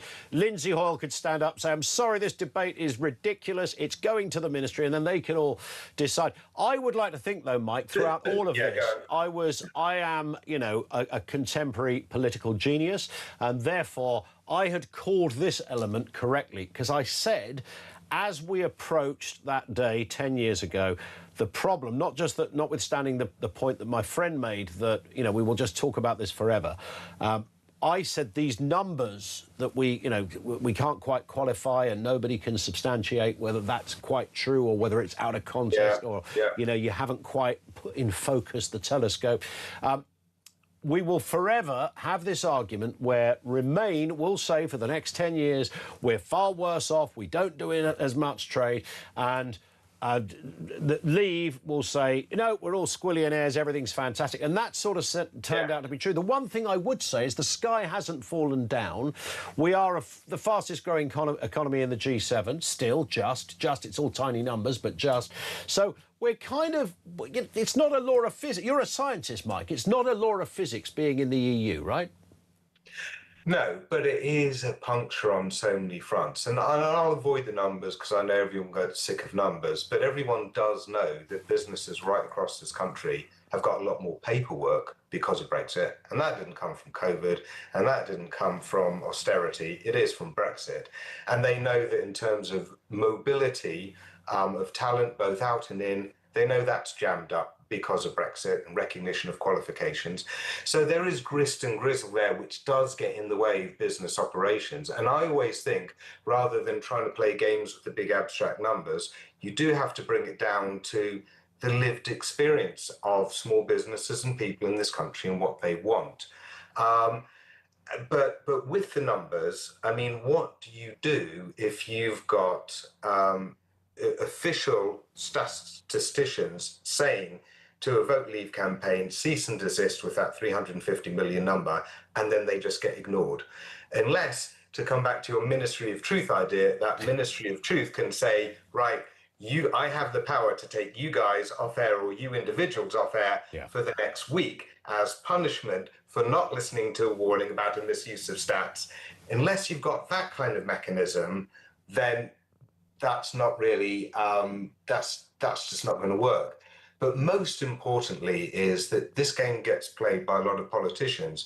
But if you actually go and have a debate amongst NHS practitioners say, and their health academics around it, then what you come to from that, where people actually genuinely have an interest in this area, thinking about the burden of immigrants in versus the supply side that immigrants in actually give to the NHS, you actually come up with much more reasonable stuff. So I think going forward in our democracy, we need much better structures of getting the expertise, the on-the-ground expertise in numbers into reasonable debates, sector by sector, region by region, community by community, and politicians have to basically accept that and follow along it, rather than thinking all the time that they're thought leaders about every single subject out there all at the same time. That makes perfect sense and hard to argue on that point. Just a final question, Mike, and we have to be brief if we can. Andy Burnham is obviously going to become our next Prime Minister. It's a curious position. We could talk about how our system works in that respect forever. But nonetheless, yesterday, this time, he wasn't even an MP. In 3 weeks' time, he will be our Prime Minister. So there we go. That's interesting. That's our system. That's how it works. He's said to be more EU-friendly than Keir Starmer. What do you think, briefly if you can, Mike, he's going to do with that enthusiasm for all matters EU, short of calling a referendum again, which he's clearly not going to do? No idea whatsoever. And it doesn't matter how EU-friendly he is. It's about how determined he is to do things and what kind of engine he's got behind him. Because you can say all the nice words you like. I mean, Keir Starmer was saying we were going back to the heart of the EU, but then he still wanted to keep his 3 red lines. Like, that doesn't get you anywhere near the heart of the EU. So it's not about warm words. It's about whether he can really connect with people on the continent, and then whether he's got ideas that he can really sell at home to the home audience. Because people don't want him doing anything that doesn't feel as though it's actually got legitimacy on both sides. That's really important. Like I was saying just before, you know, I'm a Remainer. I know exactly what I want, but I really wince hard when I feel that politicians are given an inch and then try and take a mile, rather than having proper consultation with businesses, proper consultation with the public at large, putting ideas out there first, having them in Parliament, all this kind of stuff, I think is really important. And just very finally, let's finish with the factoid we began with. Who is the person that announced the Brexit result? It was Jennifer Watson, CBE, better known as Jenny Watson, former chairperson of the Electoral Commission, which kind of makes sense. Is that what she got the CBE for, the announcement, or for her years of hard work? I think as she came off the podium giving the announcement, I think the Queen was there to give her a CBE at the same time. It all happened in one big mashup, apparently. like how they engrave the Wimbledon trophies. Yes, exactly. Hand it to them as they... Exactly that. I love it. Listen, Mike, great to have you on, sir. Thank you very much. Mike Galsworthy, chair of the European Movement UK. He's a Remainer and a very objective thinker. The one thing he said there, and I guess going forward, it will be AI that sorts this out, but then you have to trust AI, don't you? Because AI will obviously get its algorithms and its kind of systems in place based on precedents and various other factors. But is AI susceptible to bias? And that's, of course, a massive question. And I'm pretty sure if 3 of us now went to AI and said, tell me, is leaving the EU, was it successful for Britain? You would get 3 nuanced answers to that. But we need one that's, you know, this is the foolproof. So with the AI of all AI, be careful what you wish for. 10 to 3, this is Talk.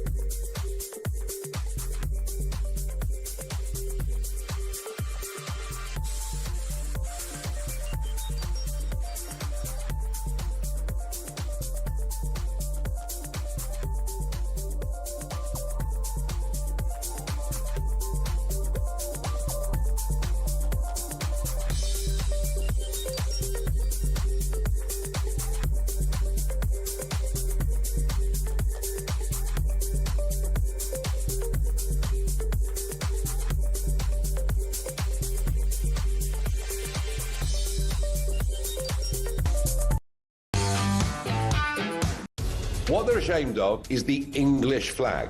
Scottish flag, fine. Welsh flag, fine. Irish, everything like that's marvellous. But no. We can't be English. And this has been going on for a long, long time. He would be Prime Minister of the most toxic political brand in the country at the moment, which is Labour. And that is what we will be battling against. Our Prime Minister is allegedly attacked by another nation and nothing is said. This is a reminder that Russia regards the United Kingdom as a hostile power.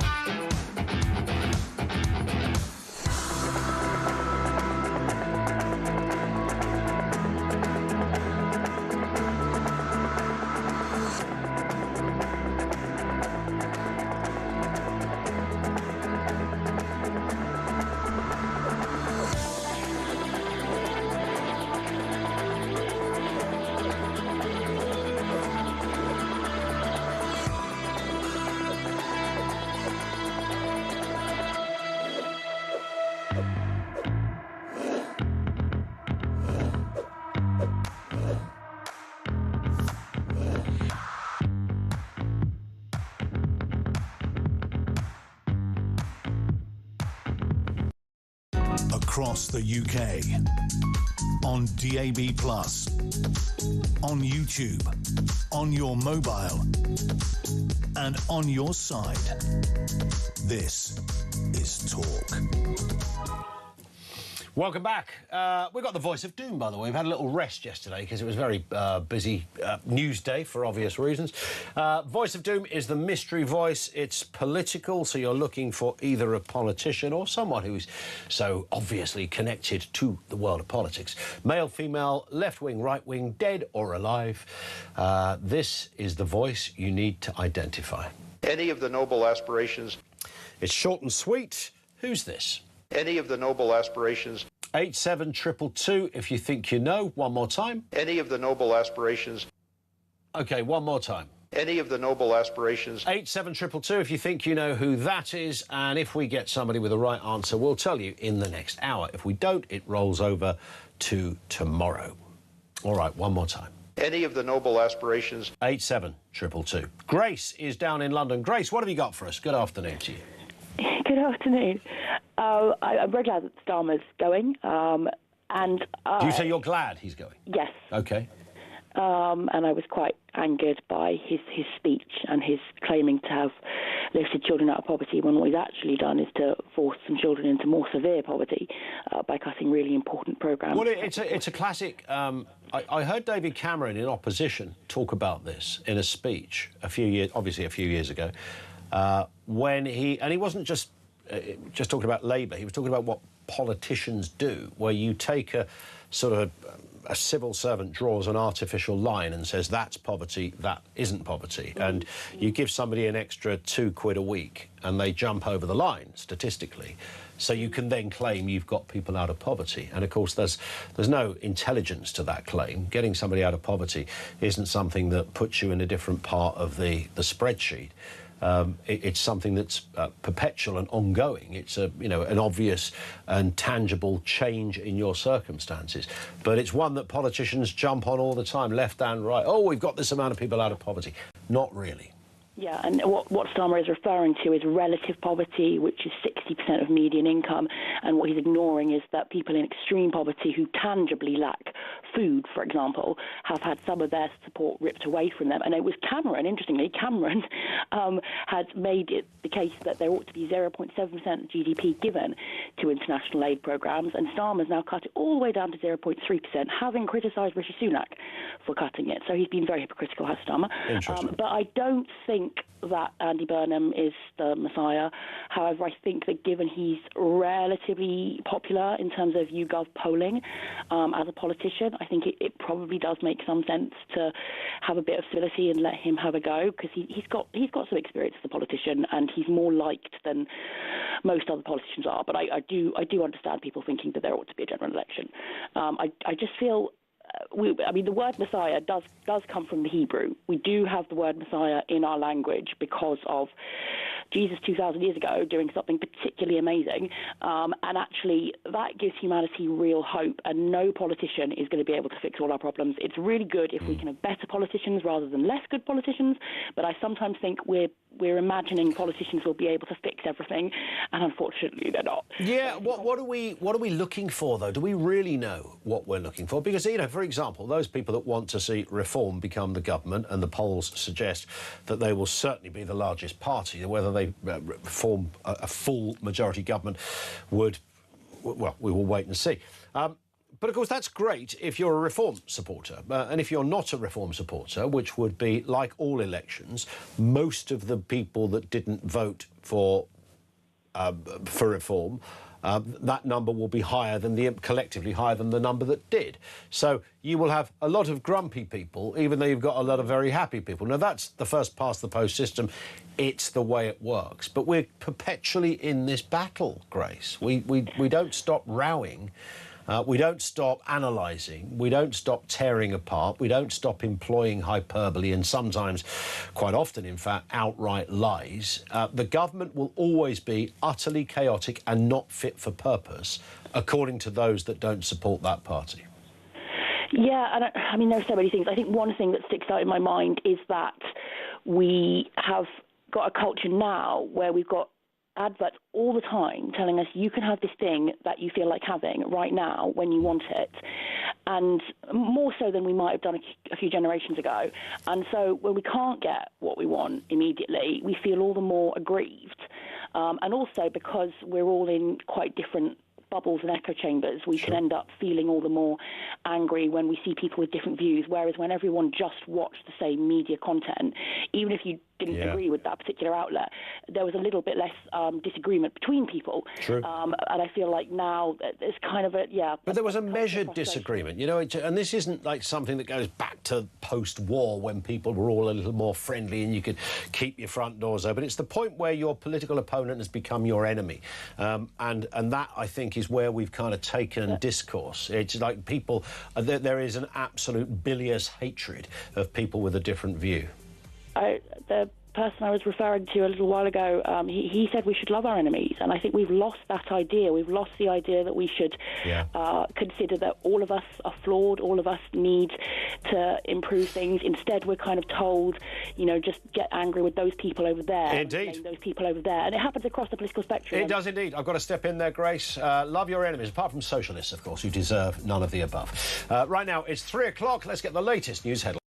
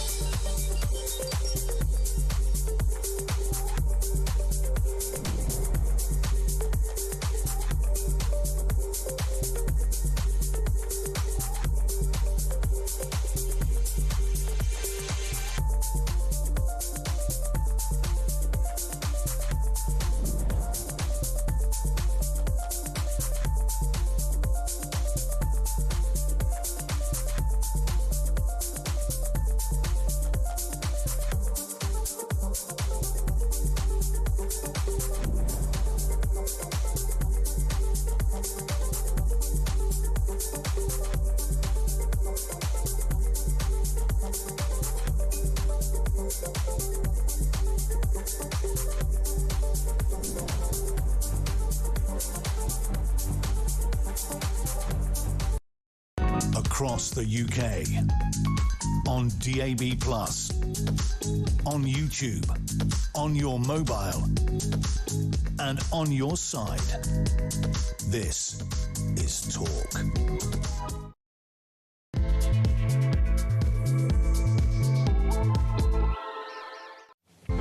Good afternoon. Welcome back. It is the home of common sense. We are, of course, naturally, and there's going to be a fair bit of discussion about Andy Burnham, obviously, because he is on course to become our Prime Minister, a man who wasn't even officially an MP yesterday. It was around about this time yesterday he was sworn in. Is set to be penciled in for number 10 for July the 17th. It was an extraordinary, if you call it a quirk in our system, that is the system, it's the way it is. But it's going to happen without a single vote from the British public. Opposition leaders question the legitimacy of a man who, when you think about it, he's a constituency MP. That works out to 0.05% of the electorate voting for him. Even Labour MPs in the Commons were saying he's not the Messiah. Yet for all of that fluff and nonsense of cheering and selfies with Andy yesterday, there's quite a lot of Labour MPs that really don't like the cut of his jib. Also this afternoon, 10 years on from the Brexit vote, the EU has already moved to exploit the political chaos, postponing a reset summer with Britain. Apparently, this is in the belief that Burnham will prove to be a far softer negotiating opponent than Keir Starmer ever was. I tell you what, he's going to have a lot on his desk, isn't he, Burnham? Man, he's got a couple of years to try and achieve all of this. And, of course, we would talk about the weather. Biblical thunderstorms in some parts of the country last night. But now a rare red weather warning has been issued for extreme heat this weekend, or this week. Temperatures could hit 40 degrees Celsius. Schools may close across the country, potentially set to break the June temperature record that stood back in 1976. Happy days all round. It's called summer, by the way, if you didn't know. Sometimes gets hot. In the winter, it sort of does the reverse of that, meteorologically speaking. Everything you need to know, all the breaking news right here on Talk 0344 499 1000. 3:05. And in Archway says we are ungovernable by those who continue to ignore what we voted for. In this case, Brexit. Until they do, they'll not be accepted. We are sort of ungovernable. The Brexit thing bangs on. I think today, Sadiq Khan suggested, I mean, this gives you a kind of measure of the calibre of our political characters, people, whoever you want to make it, whatever you want to call them. I was trying to be polite. I think Sadiq Khan's urging Andy Burnham to rejoin the EU. It's like, well, even by Andy Burnham's remaining credentials, I'm pretty sure he would think, well, why would I want to, do that straight away or even at all in 2.5 years? It ain't going to happen. Let's speak with Lord Matthew Elliott, Tory peer, and, of course, very vocal on these debates when they were happening. Does it seem like 10 years ago, Matthew? Goodness me. It seems like a long time ago, but also like yesterday. It does. It's still rumbling on, that's for sure. Do you sense that, I remember, and I was saying this to a previous guest, I remember at the time everybody said, well, the problem with it is that whatever way it goes, we are going to talk about nothing else for the next decade. And obviously we have talked about other things and we've had several prime ministers. But it's true to say this has been, it's ever present, isn't it? It never fully goes away. I think things are settling down to a large extent when it comes to Brexit. You're right to talk about Andy Burnham being the new Prime Minister. He, of course, did actually say last September that he hopes the UK rejoins the EU within his lifetime. Whether that's when he's Prime Minister or afterwards, we'll have to see. But I think what we're going to see now with the EU reset is the Labour government talking to the EU about getting a different deal. But I think that could incur lots of uncertainty. You had today the CBI doing a poll of businesses saying that businesses don't want to rejoin. So I think we should sort of keep things as they are. Now, this is not a shameless plug for your book, but I am going to give it a shameless plug nonetheless.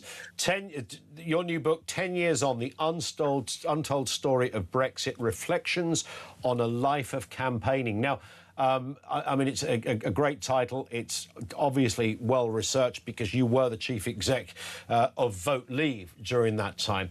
When you look back at it, and there's been documentaries made of this, and one, of course, was just a couple of weeks ago, the BBC aired their one. It's always interesting to relive those moments and hear the stories. I thought some of the conversations that apparently happened between David Cameron and Boris Johnson were rather amusing.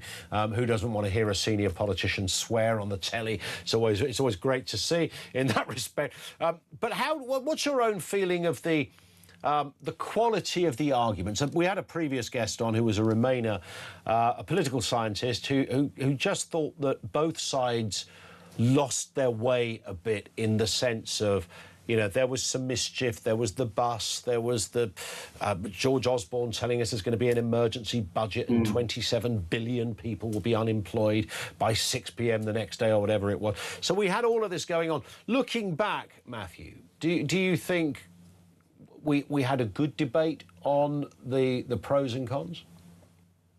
I actually think that we did. And the truth is, in any election event, whether it's a referendum or a general election or any election event, things get distilled down to a few key messages on both sides. And, you know, like you say, we had Take Back Control, we had 350 million.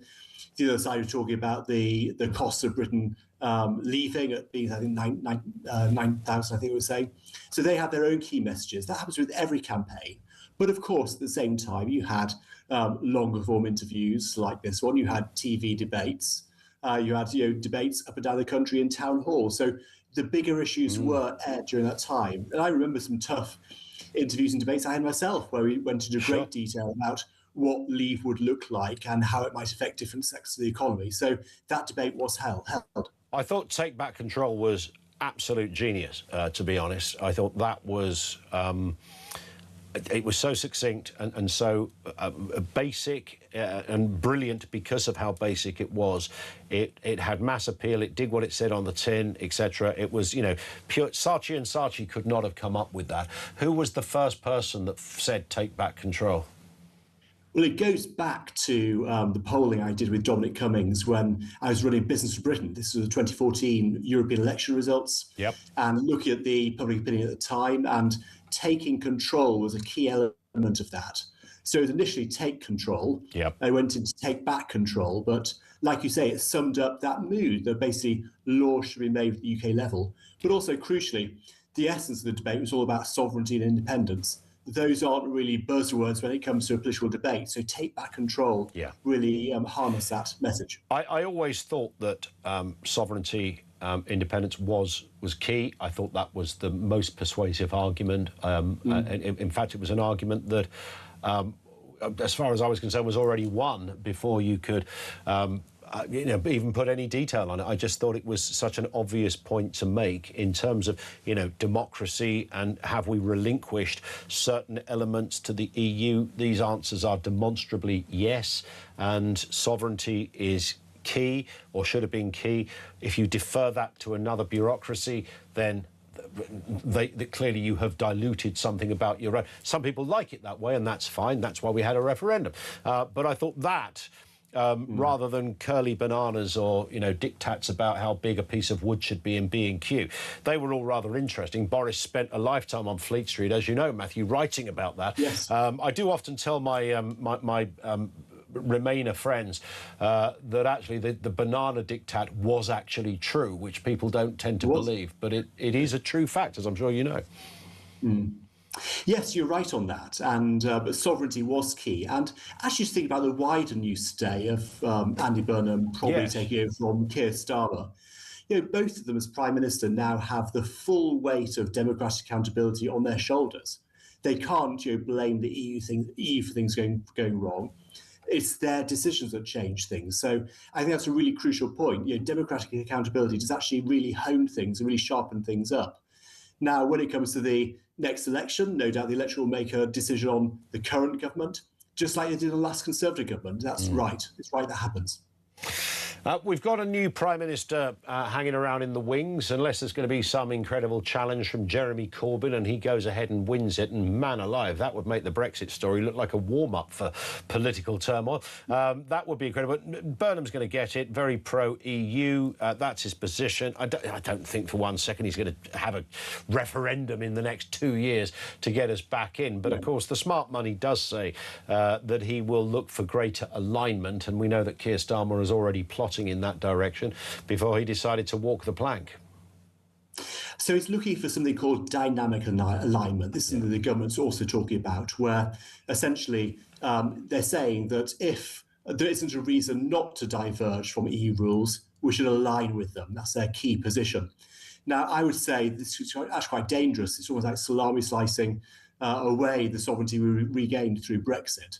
And actually, in some areas like the tech sector, for example, where we're not aligned with EU rules at all. And in fact, the EU's gone in a very regulatory direction with their AI Act. That's one of the key reasons why our tech sector is taking off. So I would actually like us to actually look at different areas of the economy where we can actually improve things and actually have a smarter approach there. So just take one other one, planning, building, house building, that sort of thing. The Habitats Directive is really stalling things up. That's still part of UK law.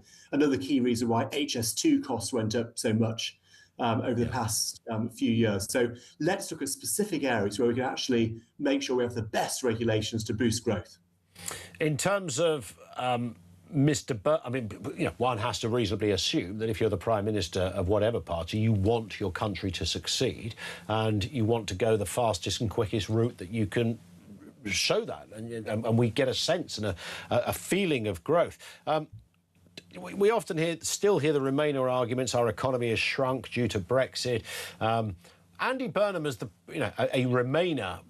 How will he? How do you see him navigating all of those figures, being a man that wants to grow the country while simultaneously believing that the country is still knackered because of Brexit? It's interesting. In this sort of the past few weeks, as he's been doing his by-election campaign, he said some interesting things, like, for example, he's acknowledged the fact that the increase in employers' national insurance that was brought in Keir Starmer's first budget, that's actually had a bad effect in terms of jobs and job creation within the UK. And he didn't say he'd reverse it, but he acknowledged that point. So I just wonder when it comes to the first budget, he might be looking at certain key measures he could do to actually just generate a bit more growth, generate a few more jobs. And certainly if you listen to wider people within the Labour movement like Tony Blair, who's perhaps on more the right of the Labour Party, he has certainly been saying, don't rejoin, let's embrace the future when it comes to AI, and let's look at sort of sharpening up our economy to get some more growth. Going forward, we still hear this stat that this country is still the fastest growing economy in the G7. I know that, our growth is quite minuscule at the moment. Are you confident we can, as we navigate some tricky, choppy waters over the coming years, and it's the economic backdrop is pretty tricky out there right now. Where do you see us as we move forward, Matthew? Do you think we're about to experience, are those green shoots really ever going to uprise and surprise us? The long-term trends for the UK aren't great in the sense that very soon our GDP per capita will be overtaken by Poland's, and by 2043, I think it is, will be overtaken by Turkey on current trends. So we need to actually shape up. And I describe in the book how almost Brexit was like getting the gym pass. Yeah. Now we need to actually do the exercises to get strong. And there are certain key things we need to do in terms of shaping up the economy to actually get that prosperity back. So now it's incumbent on all parties to actually really look at those key areas where we can actually really shape up and get prosperity going again. Indeed. Well, I'd urge people to read that book, 10 Years On, The Untold Story of Brexit, Reflections on a Life of Campaigning, by Lord Matthew Elliott, who's been with us today. Matthew, great to see you again. Thank you, sir. Thank you. We will speak again soon. He was, of course, Chief Executive of Vote Leave. He also founded the Taxpayers Alliance, Big Brother Watch and others as well. Thank you to Matthew Elliott. Hoping to speak to Toby Young as well shortly too, on a variety of issues, particularly the crowning of our next Prime Minister, the coronation without any kind of battle. We don't even know what the bloke stands for. Details to come, 3:15. This is Talk.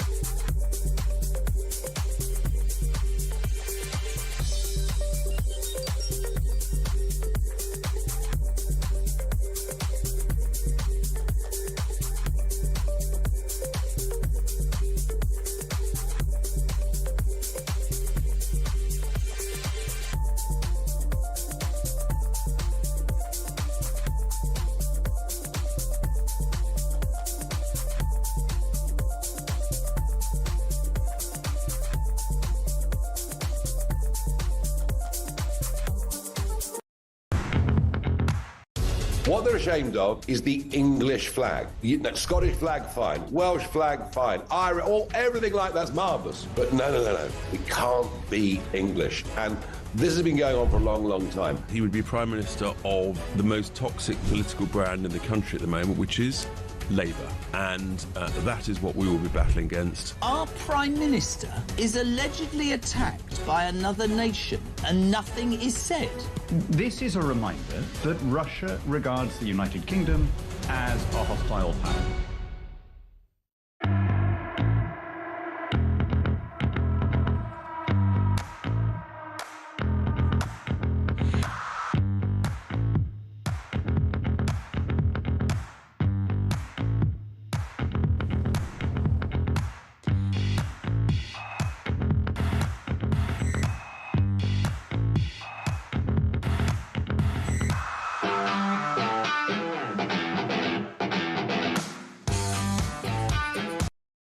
Across the UK, on DAB+, on YouTube, on your mobile, and on your side. This is Talk. Alan in Bristol says, "Oi, Collins, I agree something needs to change, but if you'd said a change of leader means a general election, the Labour lot wouldn't have pushed Starmer out, knowing most of them would lose their job or their seat. Therefore, under the system, we'll be stuck with Starmer. We'd have been stuck with Starmer for another 3 years." And that's the difficulty, isn't it? It's bittersweet in many respects, because you want success for your government, whoever they happen to be, and even if you didn't vote for them, you want to think, we're going to kind of move forward and start to progress and grow as an economy. We had no growth for about 2 decades, for goodness sake. Possibly won't see any for another good few years.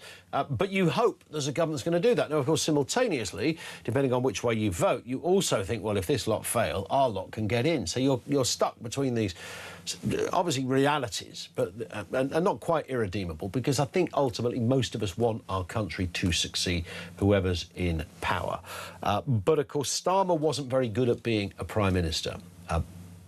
Andy Burnham might be better at being a Prime Minister. I don't think he's going to be, and we'll find out in a couple of weeks, I just don't think he's going to be as great as some people think he's going to be. I think he'll be a bit Starmery with a northern accent and a slightly more approachable manner, maybe. But I'm just not feeling that we're going to go, oh, here he comes our man. Like you might do at the Eurovision Song Contest. Charlie's in East Sussex. What have you got for us, Charlie? Afternoon to you. Well, good afternoon, Ian. Always good to talk to you. But, you too. It's, as I said to your researcher, it's a fait accompli. I think a lot of people don't realise that we vote for the party, not the man. We do. So, look, parachute him in, don't parachute him in. It makes no difference. So, we've got to batten down the hatches. We've got a couple of years of this, and then, we've all got to, stop, pull our heads out of where they are and vote for a proper party to make the country better. And that's all there is to it, really, to be honest. Well, it should be. But, of course, because we live in quite vitriolic times when, as we've been saying throughout the course of the show, Charlie, that when we have a government in and they're not the one that we voted for, we don't just go, oh, well, I'll wait to the next election, or this lot are a bit rubbish. We have this almost, it's more than a visceral hatred. I mean, social media fuels quite a lot of this. We can get the party we want, but then the other lot won't have the party they want. So we'll still be in some sort of turmoil, because we'll never stop hearing about how bad things are, even if we think they're good. Well, I mean, yes, that's true. But, you've got Nigel Farage calling for an election, and as much as I would like a reform government to shake things up, that I don't think for 1 minute they're ready for it. That scene yesterday with that absolutely appalling photograph with Andy Burnham at the front. That was honestly, that was shocking. That was really, no matter what you feel about Keir Starmer, no one really deserves that. That was really rubbing his face in it. Those people, in my view, are you know, they're less than zero, those people.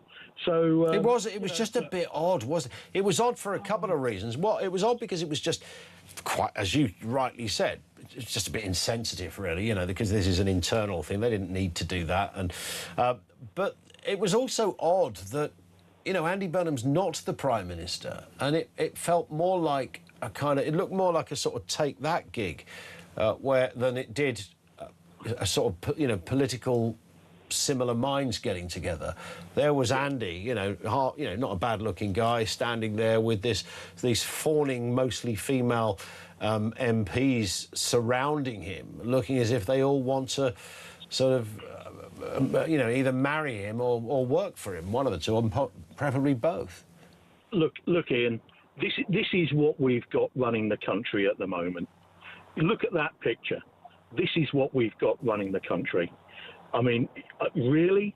Yeah. I mean, how can our country be taken seriously? It's so demoralising for the normal person in the street to see these people acting like they do. You know, they just do not seem to be acting in the interests of the actual country itself. And I just don't know what's wrong with these people.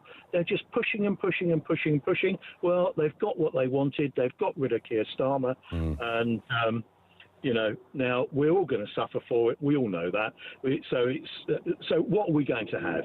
He might be a little bit more polished in terms of political nuance, but let's face it, nothing will change. And that's why we've got to say to ourselves, right, OK, pull your belt buckle in. Get your solar panels on your roof quickly, like I've just done, because I can tell you now, you know, there's going to be some power cuts coming, and whether that's, you know, I don't know. I don't know why I even listen to your programme anymore, Ian, because it just does me brain in.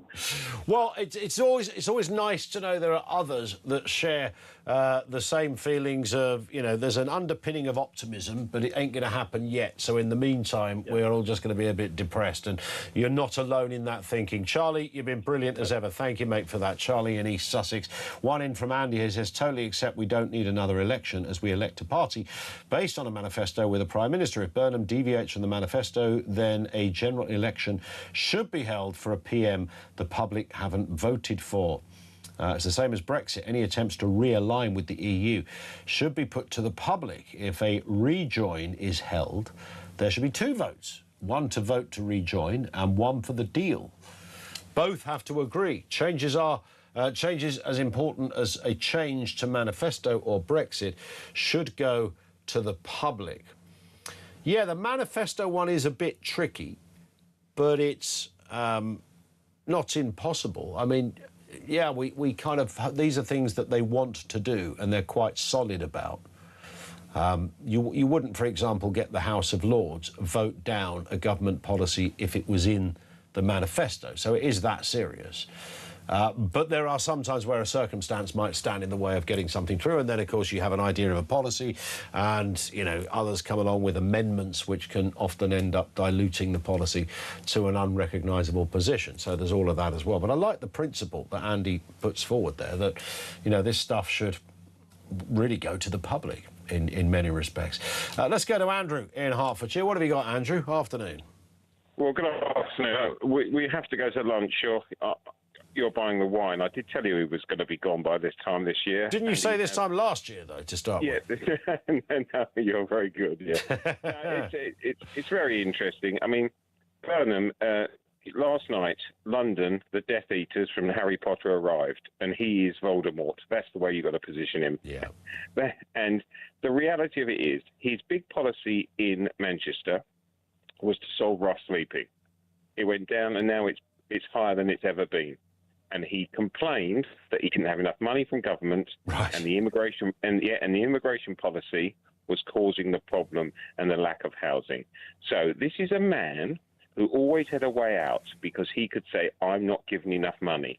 Now he's in charge. What's his foreign policy? Seriously, what's his foreign policy? Because you and I could find ourselves in uniform down at Kent looking at the Russians. This man is dangerous beyond belief, and his ego is beyond anything you could imagine. He makes Trump look like a quiet church mouse. Do you think... I mean, it's interesting you said dangerous, Andrew. Just very quickly, if you can, because Toby Young's about to join us. Not that we don't like talking to you, Andrew, but do you really think he's dangerous rather than just somebody you disagree with?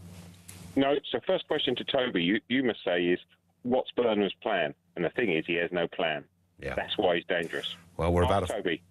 We're about to find out exactly that. Andrew, thank you very much indeed for that. That was Andrew in Hertfordshire.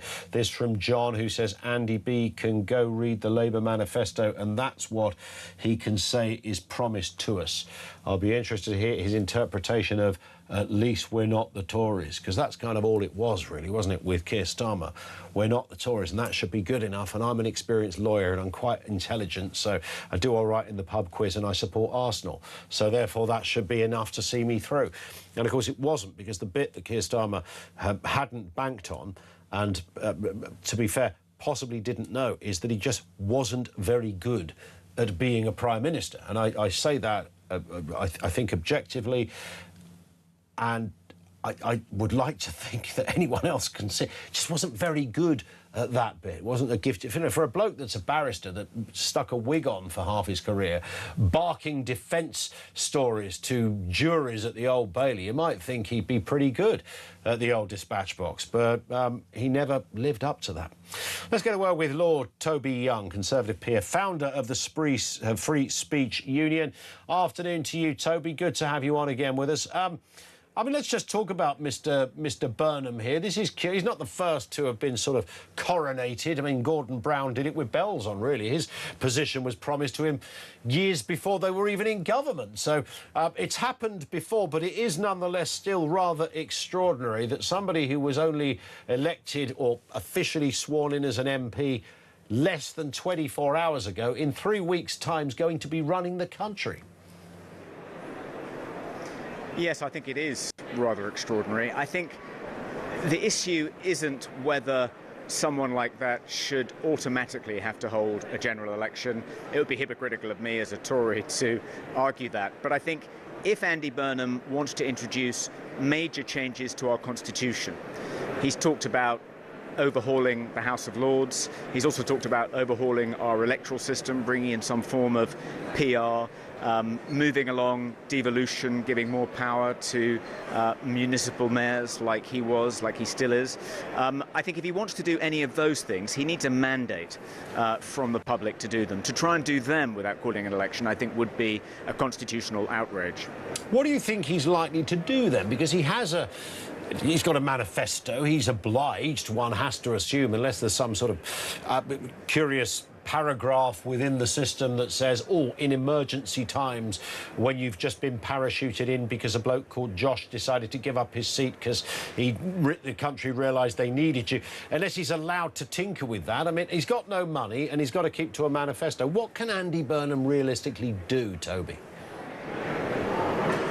Well, I think if he wants to depart from the manifesto that Labour won the 2024 general election on, he's going to have to hold a general election himself. Maybe he will. You can see why that might be in his interests. He may get a little boost. There may be a short honeymoon period. He may benefit from not being quite as dull as his predecessor. But my hunch is he'll bottle it, just like Gordon Brown bottled it. He'll be looking at 2.5 years in Downing Street, and even if he loses, then he'll at least have that to put on his CV. Yep. Would he risk it all to try and win a majority? You need balls of steel to do that, and I don't think that is one of Andy Burnham's qualities. Yeah, I've always thought that you know, if you've got 2.5 years, it's worth it for the chauffeur for life, if nothing else, that comes with the legacy of being a PM. In terms of areas that affect your area of expertise, free speech and the like, Toby, look, we've seen, if we look at things like social media, we know this predates Starmer. I know Starmer kind of has presided over quite a lot of really iffy things going on. I'm not suggesting he personally gets involved in all these decisions, but, you know, if you're the head honcho and these things happen under your watch and people are literally going to jail for their words, then, you know, I'm afraid you are certainly in the dock for discussion. I see Andy Burnham as being very much cut from a similar cloth in that respect, Toby. What are your thoughts? Those are my thoughts too, Ian. I think beneath the blokey Everton shirt-wearing exterior, there is the same head of compliance, finger-wagging, curtain-twitching, lanyard-wearing authoritarian. So I don't think we're going to see any change in attitudes to free speech. I doubt he'll even do a U-turn on the proposals to limit the right to trial by jury. I mean, a lot of things that currently threaten free speech are in the pipeline. So there are various consultations about further restrictions on social media, the regulations banning under 16s from social media, potentially banning access to VPNs. They haven't been laid yet. It looks like the conversion therapy bill is going to be introduced before Starmer leaves office. I can't, and I'm worried about that because I think it may mean parents misgendering their confused children facing prison. So all of those threats to free speech that are currently in the pipeline, that have been set in motion by Keir Starmer, I don't see Andy reciling from at all. So we're going to lobby him. You know, we'll do our best to campaign against them and try and draw to his attention just how awful it would be to see any further fetters on our free speech. Free speech is already on life support. We really don't need to unleash any more assaults on it, but I doubt we'll be successful. Well, yes, and that's the trick. It's kind of, you look at these guys, it's not really in their DNA, is it? You can just sort of see it. I just, again, I can't see him departing that much from the Starmer position, and that is a crying shame. And like you said at the beginning, Toby, will he care anyway if he gets 2.5 years in the big job, a cracking pension, the aforementioned chauffeur, and you know you're down in the history books along with William Pitt and Churchill. So maybe that's all he really wants. While you're with us, Toby, you're over there at the ARC conference. This is the Alliance for Responsible Citizenship. Tell us a little bit about ARC and what you're doing there today. Yes, so I'm here doing various things. I was at a lunch earlier, a free speech lunch, with the heads of all the international free speech unions. So we now have free speech unions in Canada, Australia, New Zealand, South Africa, Brazil. It's a growing movement. Poland's going to join next, I think. So we were telling the audience about what we're doing and encouraging countries that want to set up free speech unions to come talk to us. I'm hosting a free speech dinner here at ARC tomorrow night, and then I'm speaking on Thursday about why free speech should matter to young people and what we can do to make them care more about it. It's now in its third year. There are about 4,000 people here. It's a logistical phenomenon. I mean, organising this at this scale at Olympia has been quite some rethinking alternative to Davos, and it does seem to be fulfilling that mission. It really does, and if you look at the list of speakers, I mean, it's incredibly impressive. There's a whole range of people, and that issue of free speech, I mean, I'm just going to throw this as a final point to you, Toby. What happened? Was there a tipping point with free speech? Because obviously people always counter it, and I always hear people from the left say, oh, yeah, you say there's no free speech, which, by the way, I've never said there's no free speech. That's not the debate. But you've got a national radio show. You can appear on the telly and on the radio. Likewise yourself, Toby. You can publish, you can write, you can broadcast, podcast. So that's always thrown at us that, you know, we're obvious examples where we do still have free speech. But the debate is more nuanced than that. And, you know, we do have evidence of people going to jail for things they've written on social media. We have, goodness knows, what the back catalogue looks like these days of people who got a knock on the door from the old bill or stopped in the street for having a prayer that they weren't even saying out loud. I mean, the list goes on. Was there a tipping point here? Did this just happen? Did it develop a life of its own? What's behind it? What's the nearest you've ever got to being able to pinpoint where the trouble started? Yeah, I think free speech has been under assault, not just here, but across the West for the last 25 years at least. I think it's multifactorial, and I could talk for hours about it, but I'll give you just one theory. I think it's partly that we've now got a new public morality. The public morality of our country used to be Anglicanism. that has faded over the past 100 years, and into that vacuum, I think, has crept a new public morality. It's the woke orthodoxy we're all familiar with. There's a kind of fixed price menu of opinions which you're expected to articulate, at least pay lip service to if you want to get on, particularly if you work in the public sector. Yeah. Things you now can't say, positions you're not allowed to take because they offend this new public morality, particularly in areas like LGBTQ rights, the COVID pandemic, the Gaza Israel conflict. Yeah. There are a number of the climate. There are a number of issues on which the public morality has a firm line, and if you deviate from that line, you could find yourselves in trouble. At the most extreme, going to prison, but before that, losing your livelihood, maybe just being placed under investigation and eventually exonerated. Yeah. But as we know, the process is the punishment. I think that's part of the explanation. There is now a new public morality abroad, and it's every bit as dogmatic and intolerant as Christianity was 200 years ago. That's a fascinating point to finish on. Toby, great to have you on. Enjoy the rest of the afternoon over there at ARC. That's Lord Toby Young, Tory peer, founder of the Free Speech Union. I thought he crystallised that brilliantly there at the end. Where has it kind of come from? It is this pervasive sort of groupthink that's been able to permeate its way, snake its way around institutions and organisations. And whether you argue that that's come around through, I don't know, considering we're talking about Brexit, we're talking about wars, we're talking about LGBTQ, as he mentioned, net zero, all of these things where corporations apparently developed a conscience. So they had a list of things that we want to be. Where did that bit come from? How did we get to there? Which is why down there at ARC, they're debating this kind of stuff with like-minded people. Thank you to Toby. Now, a rare red weather warning for extreme heat has been issued by the Met Office as temperatures are set to soar to 40-degree highs. Let's speak to legendary weather presenter John Ketley, who joins us now. Always good to have you on, John. I mean, we have been here before. People keep talking about 1976. Obviously, you and I were not even born back then, so we can't possibly remember that. However, we are aware that it was a hot summer. We could just look at this and go, well, it is summer. Sometimes we get a hot one, sometimes not so hot. So let's enjoy it. Or should we be worried? Yeah.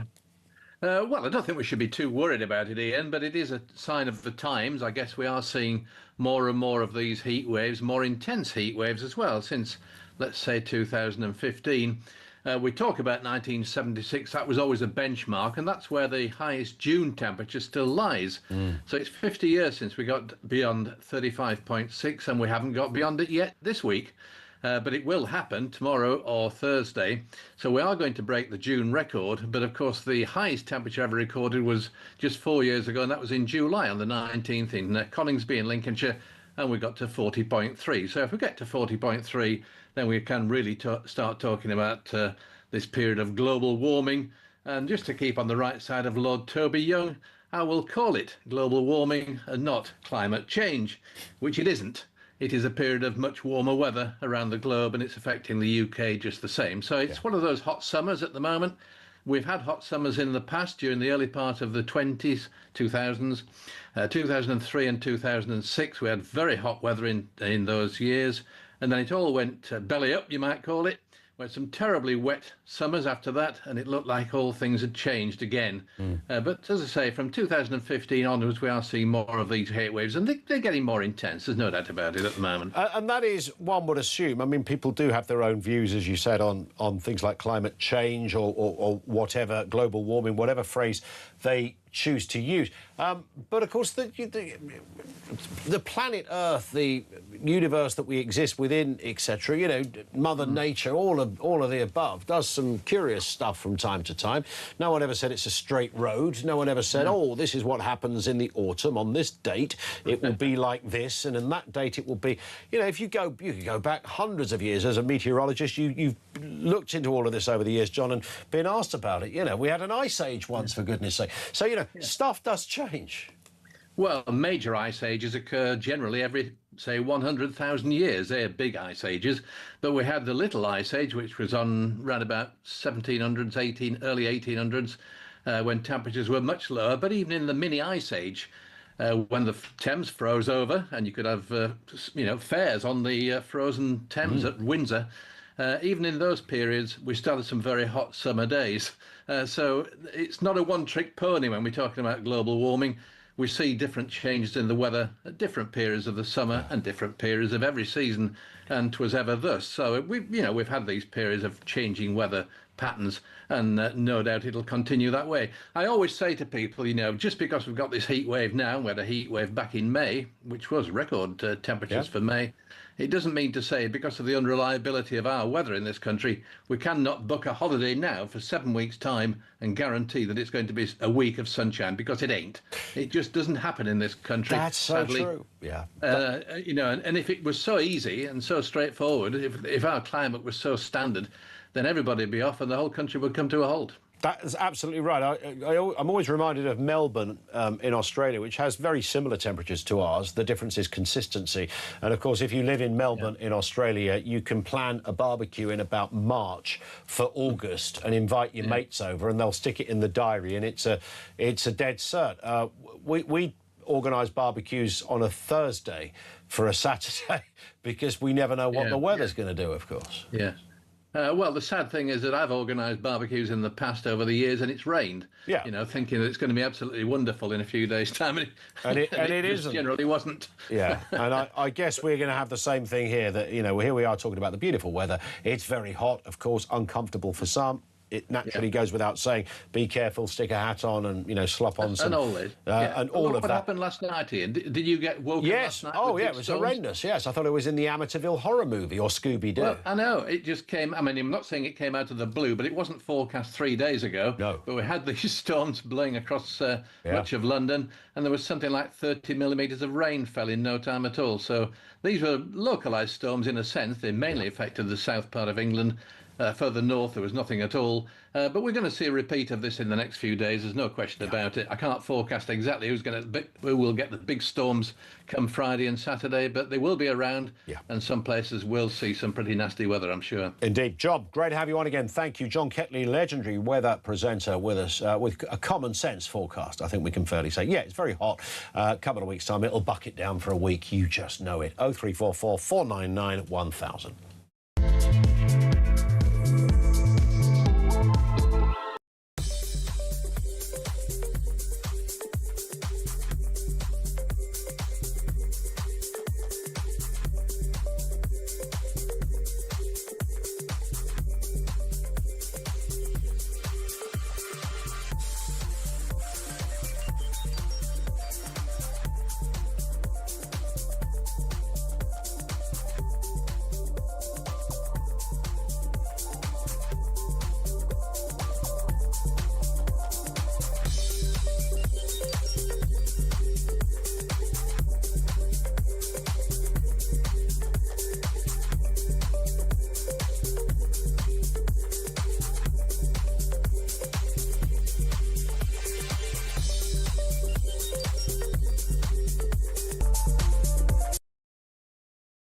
Across the UK, on DAB+, on YouTube, on your mobile, and on your side. This is... It is Talk. We've got the voice of doom, by the way. We played you a voice a little earlier. It's the mystery voice, political, of whatever persuasion, left-wing or right-wing. This was the voice we played you.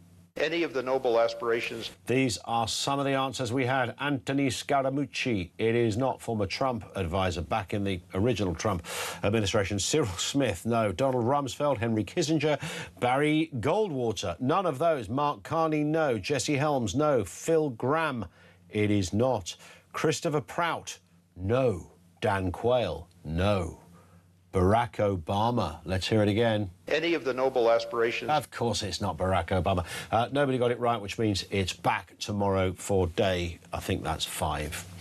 Let's get another call in. Elaine is in Derbyshire. Elaine, what have you got for us? Good afternoon. Good afternoon. So let me get this straight. So they're going to allow other Labour MPs to run as leader, so it doesn't look like Andy Burnham's running opposed, like some kind of ringer. Yes, it does look like that, yes. So we're being gaslighted as a nation. And this is a thing that is upsetting for most people, is that they think that we don't understand what's going on. It's like, when you ask your teenager to do the washing up and they do it really badly because they don't really want to do it. It's the weaponising constantly. And I said to you this before, we are being abused by our own government. We're literally being, what's that, the new law that they've brought in, coercive control. That's what's happening here. We're not physically being abused, but we are being abused by these politicians. We're being gaslit. We're being starved. We're being taxed. I went to the supermarket the other day, Ian, £7.50 minces, and this is what they're doing. And mince isn't like some luxury meal. You know what I mean? Yes. It's not a luxury meal. £7.50. It is insane. I mean, the stuff is insane. Going to just a pizza restaurant in the high street is insane.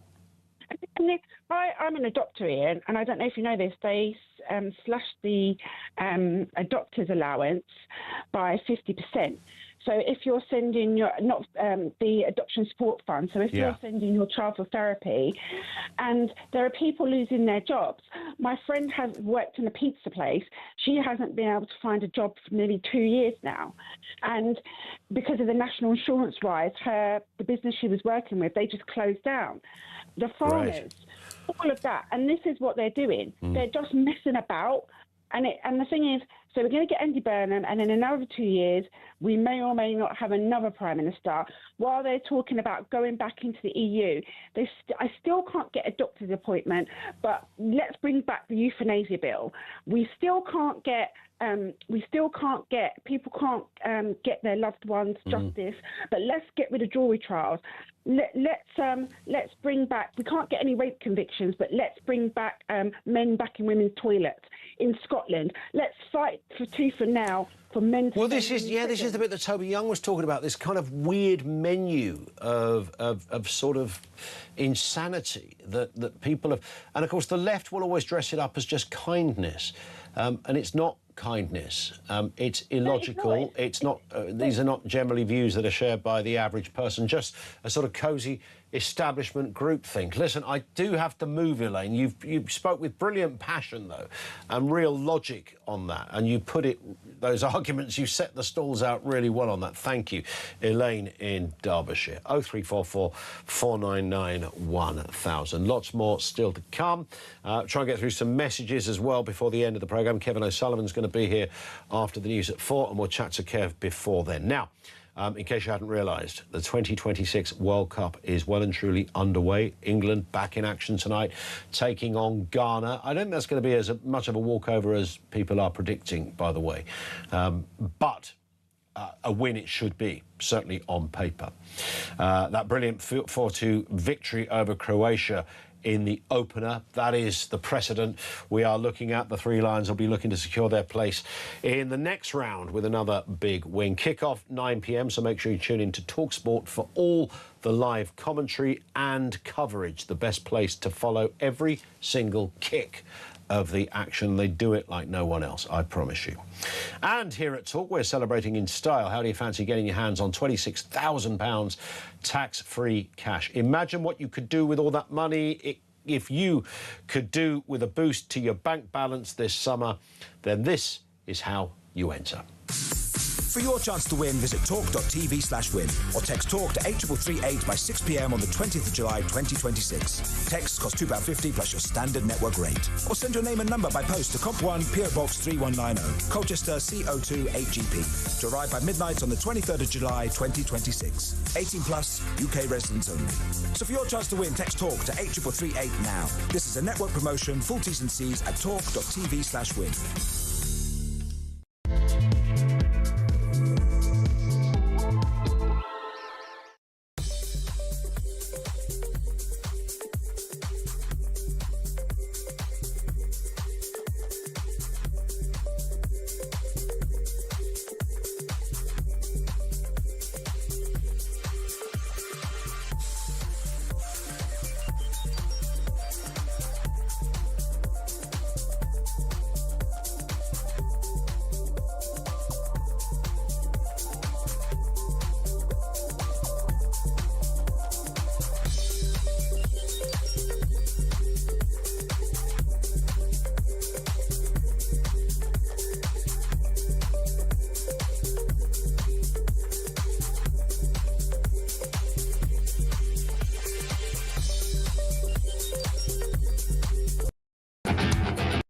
What they're ashamed of is the English flag.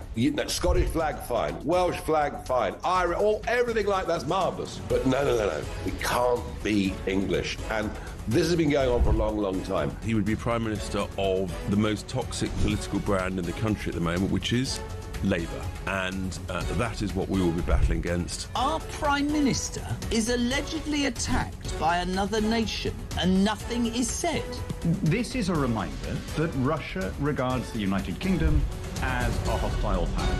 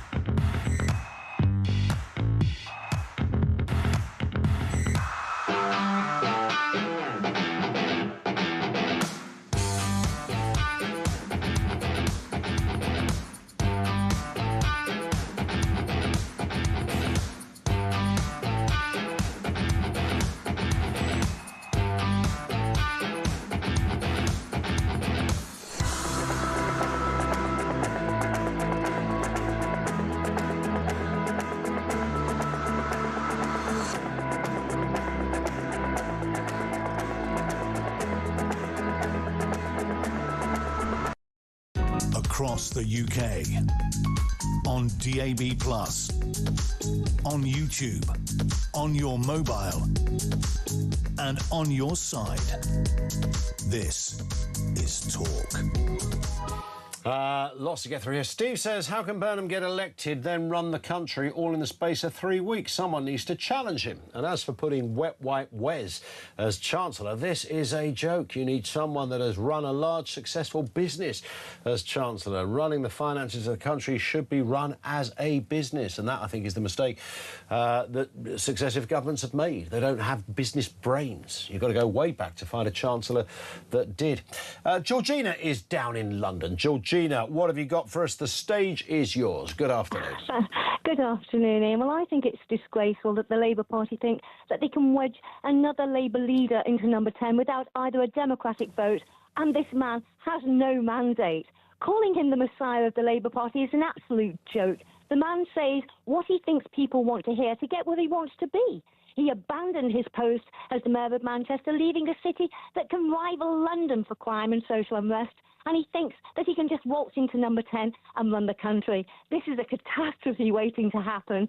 Starmer's resignation was a welcome surprise, but the prospect of Andy Burnham, the so-called friend of the people, when the reality is that he's already been weighed and measured by the people of Manchester, and he was found wanting. Andy Burnham will be more of the same. I know that the gargantuan welfare bill is exceeding as we speak, and it will exceed even more because our tax revenues in our country will not cover the welfare bill. You know, the borders will continue to be open to all and sundry, and that means that hate attacks on our British people will continue. The working man will continue to get penalised for getting up at the crack of jack every morning, as well as our farmers and hospitality industry. They will carry on deteriorating, and employers will continue not to employ our young generation because they cannot afford to do so. The net zero madness will continue and will get ramped up to the point that we won't know whether it's New York or a new day. We'll remain a country with no military power whatsoever. So what on earth are the Labour Party talking about when they're saying, you know, Burnham is the Messiah? This is going to end with the end of the Labour Party. They've had more resurrections than Christ, Ian, and they do not deserve another bite of the cherry. They cannot reverse the damage that they've already inflicted on our country. We don't need a change of Labour leader in our country. We need a change of government, and even then it's going to take 30 years to get anything like what Britain used to be. I love it. I knew I wouldn't be disappointed. Georgina, thank you. Thank you. Great call. To get Britain back, that last point that Georgina just made, to get Britain back to where it used to be. And I know you can't go back, and we've all got a pair of rose-tinted glasses knocking around somewhere. I understand all of that. But that overarching sense that there's a good vibe just sort of waiting to happen somewhere. Something good could happen if only we had the correct political archaeologists that can kind of dig away and find it. But we've had a succession of half-wits running the country who wouldn't know the right or the wrong end of a We've got a new one spanner. now. And now we've got another one. New one coming down the tracks. Great, another half-wit. Brilliant. Unbelievable, right? Do you know, but obviously the big, one of the big anniversary today is the 10th birthday of Brexit. Not, I'm afraid, a happy birthday, because for a decade now, the political elite have been trying to defy the will of the people disastrously. And if you think that Andy Burnham is going to be our 7th Prime Minister in 10 years. They're literally laughing at us in Italy now. We used to laugh at Italy for the same reason. Yeah, we did. For the political chaos that presided over that benighted country. Yes. We have given ourselves a decade of utter chaos, and it continues apace. Forget about Burnham. He's going to be a disaster. He'll be there for about a year or so, and then we'll get another one. And we'll do it again. Yeah, I mean, this idea of the Burnham bounce, do me a favour. You wait till he gets going.